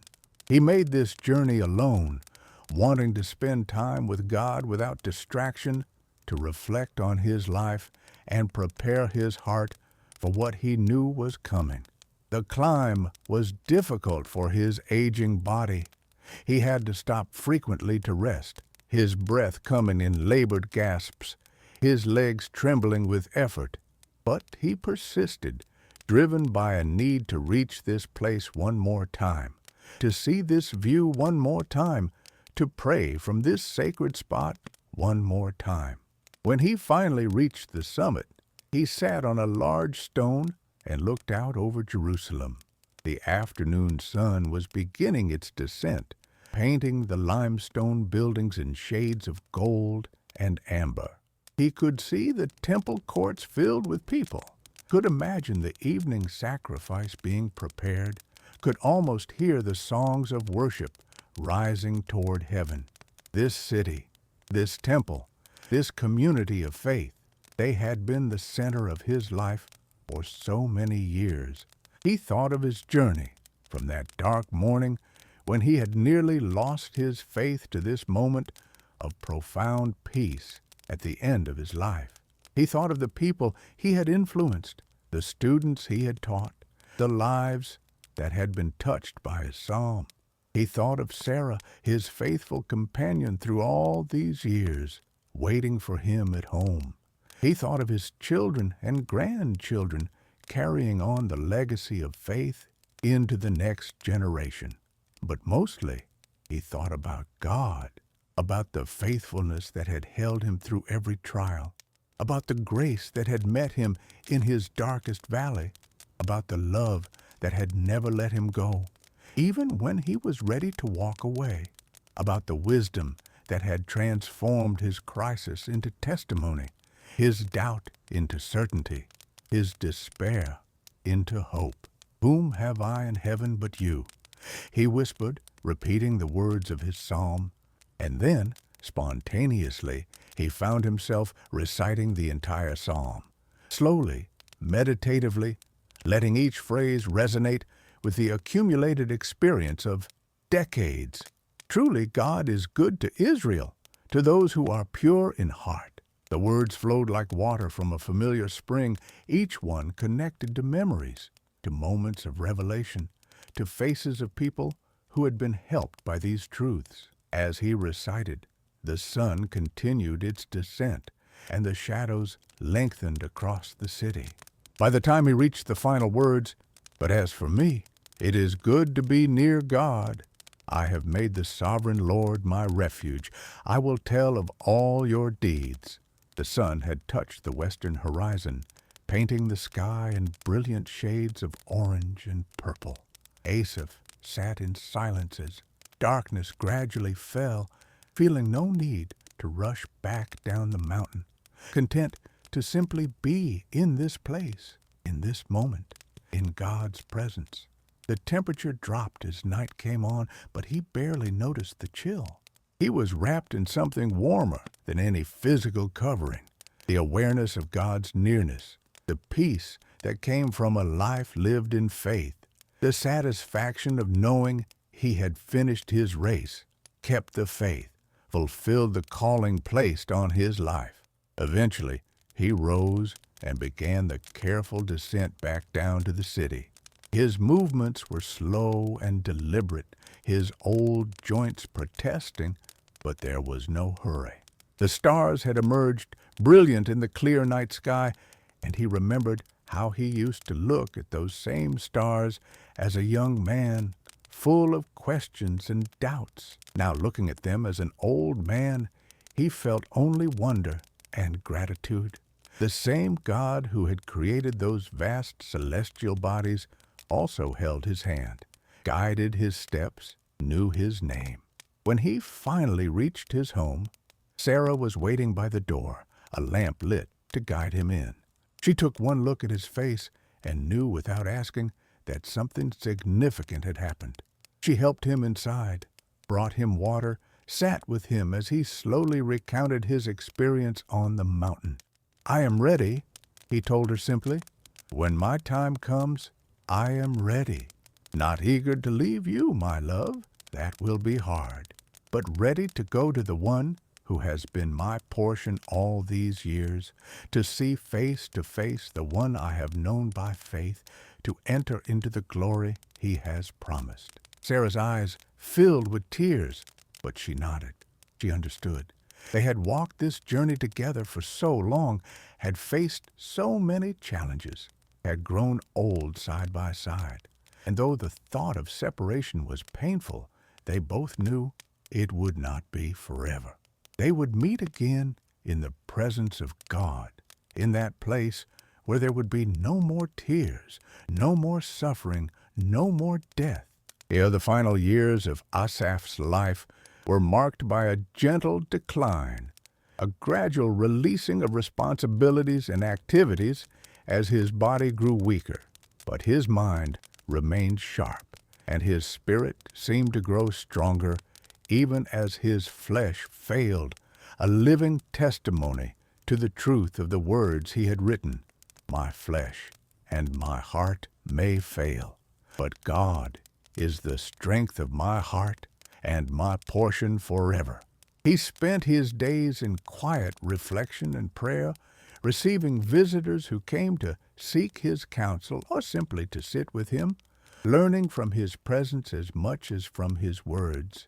His grandchildren would climb onto his lap and ask him to tell them stories, and he would speak to them of the patriarchs, of Moses and David, of the great works of God throughout Israel's history. But he would also tell them his own story, wanting them to understand that the God of Abraham was also the God of ordinary people, that the same faithfulness that had sustained their ancestors would sustain them. One of his great-grandsons, a bright-eyed boy of perhaps 7 years, asked him one day, "Grandfather, how do you know God is real? Can you see him?" Asaph smiled at the question, recognizing in it the beginning of the same journey of faith he had walked so many years ago. "No, child," he said gently, "I cannot see him with these eyes, but I know him as surely as I know the sun rises each morning. I know him because I have experienced his presence, felt his guidance, witnessed his faithfulness over and over throughout my life." "But how?" the boy persisted. "How do you feel something you cannot see?" "Come here," Asaph said, opening his arms. The boy climbed into his lap, and Asaph wrapped his thin arms around the child. "Can you feel my arms holding you?" "Yes," the boy said. "Can you see them?" The boy twisted his head to look. "Well, yes, I can see them." "Close your eyes," Asaph instructed. The boy did so. "Now, can you see them?" "No," the boy admitted. "But can you still feel them? Do you still know you are being held?" Understanding dawned in the child's face as he opened his eyes.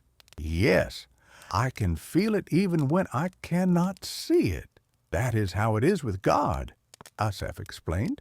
"We cannot see him with our physical eyes, but we can feel his presence, know his nearness, experience his love holding us.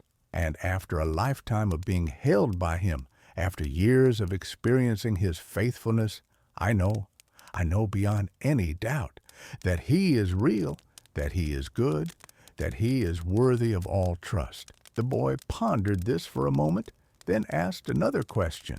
"Grandfather, will you be with God when you die?" "Yes," Asaph answered without hesitation. "That is my certain hope. God has promised that afterward, after this life is over, He will take me into glory. I believe that promise as surely as I believe anything. I will miss you," the boy said softly, and Asaph felt tears prick his eyes. "And I will miss you, little one. But remember what I have taught you. If you make God your refuge, if you draw near to Him, if you learn to find your portion in Him rather than in the things of this world, then we will meet again in His presence. That separation will only be for a time, and then we will be together forever in a place where there is no more parting, no more sorrow, no more death." These conversations with his descendants became increasingly precious to Asaph as he sensed his time growing short. He wanted to pass on not just information but faith, not just knowledge but wisdom, not just words, but a living connection to the God who had sustained him through everything. But the end came peacefully as such things go. Asaph woke one morning feeling unusually weak, and he knew somehow that this was his final day. He called for Sarah, for his children and grandchildren, and they gathered around his bed. He was lucid and calm, showing no fear, only a kind of quiet anticipation. "Do not grieve as those who have no hope," he told them, his voice weak but clear. "I am going to the one I have loved and served all my life. This is not tragedy, but completion, not loss, but fulfillment of promise. God has held my hand through every moment of my journey, and He holds it still as I prepare to cross from this life to the next." He asked them to sing for Him, not songs of mourning, but songs of worship, songs of faith, songs that celebrated God's goodness and faithfulness. And so they sang, their voices blending in the familiar melodies that Asaph had taught them, that he had led so many times in the temple courts. They sang psalms of David, they sang songs of Moses, and finally they sang Asaph's own psalm, the 73rd, his testimony of journey from doubt to faith, from despair to hope, from blindness to sight. As they sang the words, "You guide me with your counsel, and afterward you will take me into glory," Asaph smiled. His eyes closed, and his breathing became shallow. The family continued singing, their voices wavering with tears but not stopping, determined to surround him with worship as he made his final journey. "Whom have I in heaven but you? And earth has nothing I desire besides you." The words hung in the air as Asaph drew his last breath, a gentle exhale that seemed less like an ending than a transition, a moving from one room to another in the Father's house. His face remained peaceful, even bore a slight smile, as though he was seeing something wonderful that those gathered around him could not yet perceive. Sarah held his hand long after he had gone, tears streaming silently down her aged face, but there was peace in her grief. She knew where he had gone. She knew whom he was with, and she knew that the same God who had held Asaph all these years would hold her through this loss and eventually bring her to the same destination. The news of Asaph's passing spread quickly through Jerusalem. The temple leaders declared a period of mourning, and many came to pay their respects, to share memories of how his music and his teaching had touched their lives. The funeral was held with full honors, due to a chief musician of the temple, but it was not a somber affair marked by despair. Rather, it was a celebration of a life well lived, a testimony completed, a race finished with faith intact.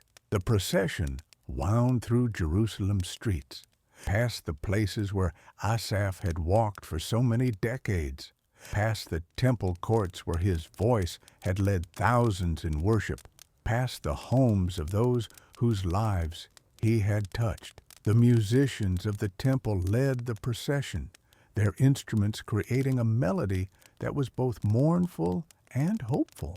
They sang psalms of David, songs that spoke of the brevity of life and the eternity of God's faithfulness. And then, as they entered the temple courts for the final time with Asaph's body, they sang his psalm, the 73rd, their voices strong and clear, proclaiming the truths he had discovered and lived.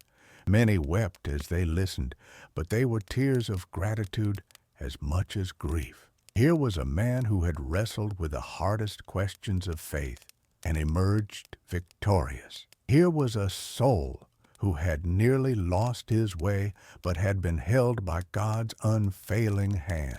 Here was a testimony that would continue to speak long after the voice that first proclaimed it had fallen silent.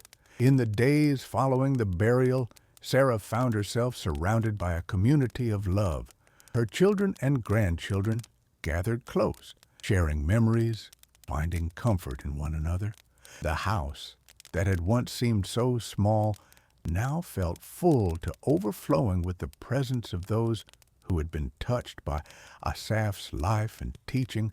One evening, as the family sat together in the courtyard under the stars that Asaph had loved to contemplate, young Daniel, now a man himself, serving as a musician in the temple, spoke softly to his mother. "Abba's psalm," he said, "it means even more to me now, especially those words, 'You guide me with your counsel, and afterward you will take me into glory.' We saw it happen, didn't we? We watched as God guided him through all those years. And then we witnessed the afterward, the moment when he was taken into glory." Sarah nodded, her aged eyes reflecting the lamplight. "Your father lived what he wrote," she said quietly. "That was his greatest gift to all of us. He did not just compose beautiful words. He showed us what it meant to make God our refuge, to find our portion in him alone, to draw near even when circumstances tempted us to pull away." In the temple, the musicians continued their service, but there was a space where Asaph had stood that could not easily be filled.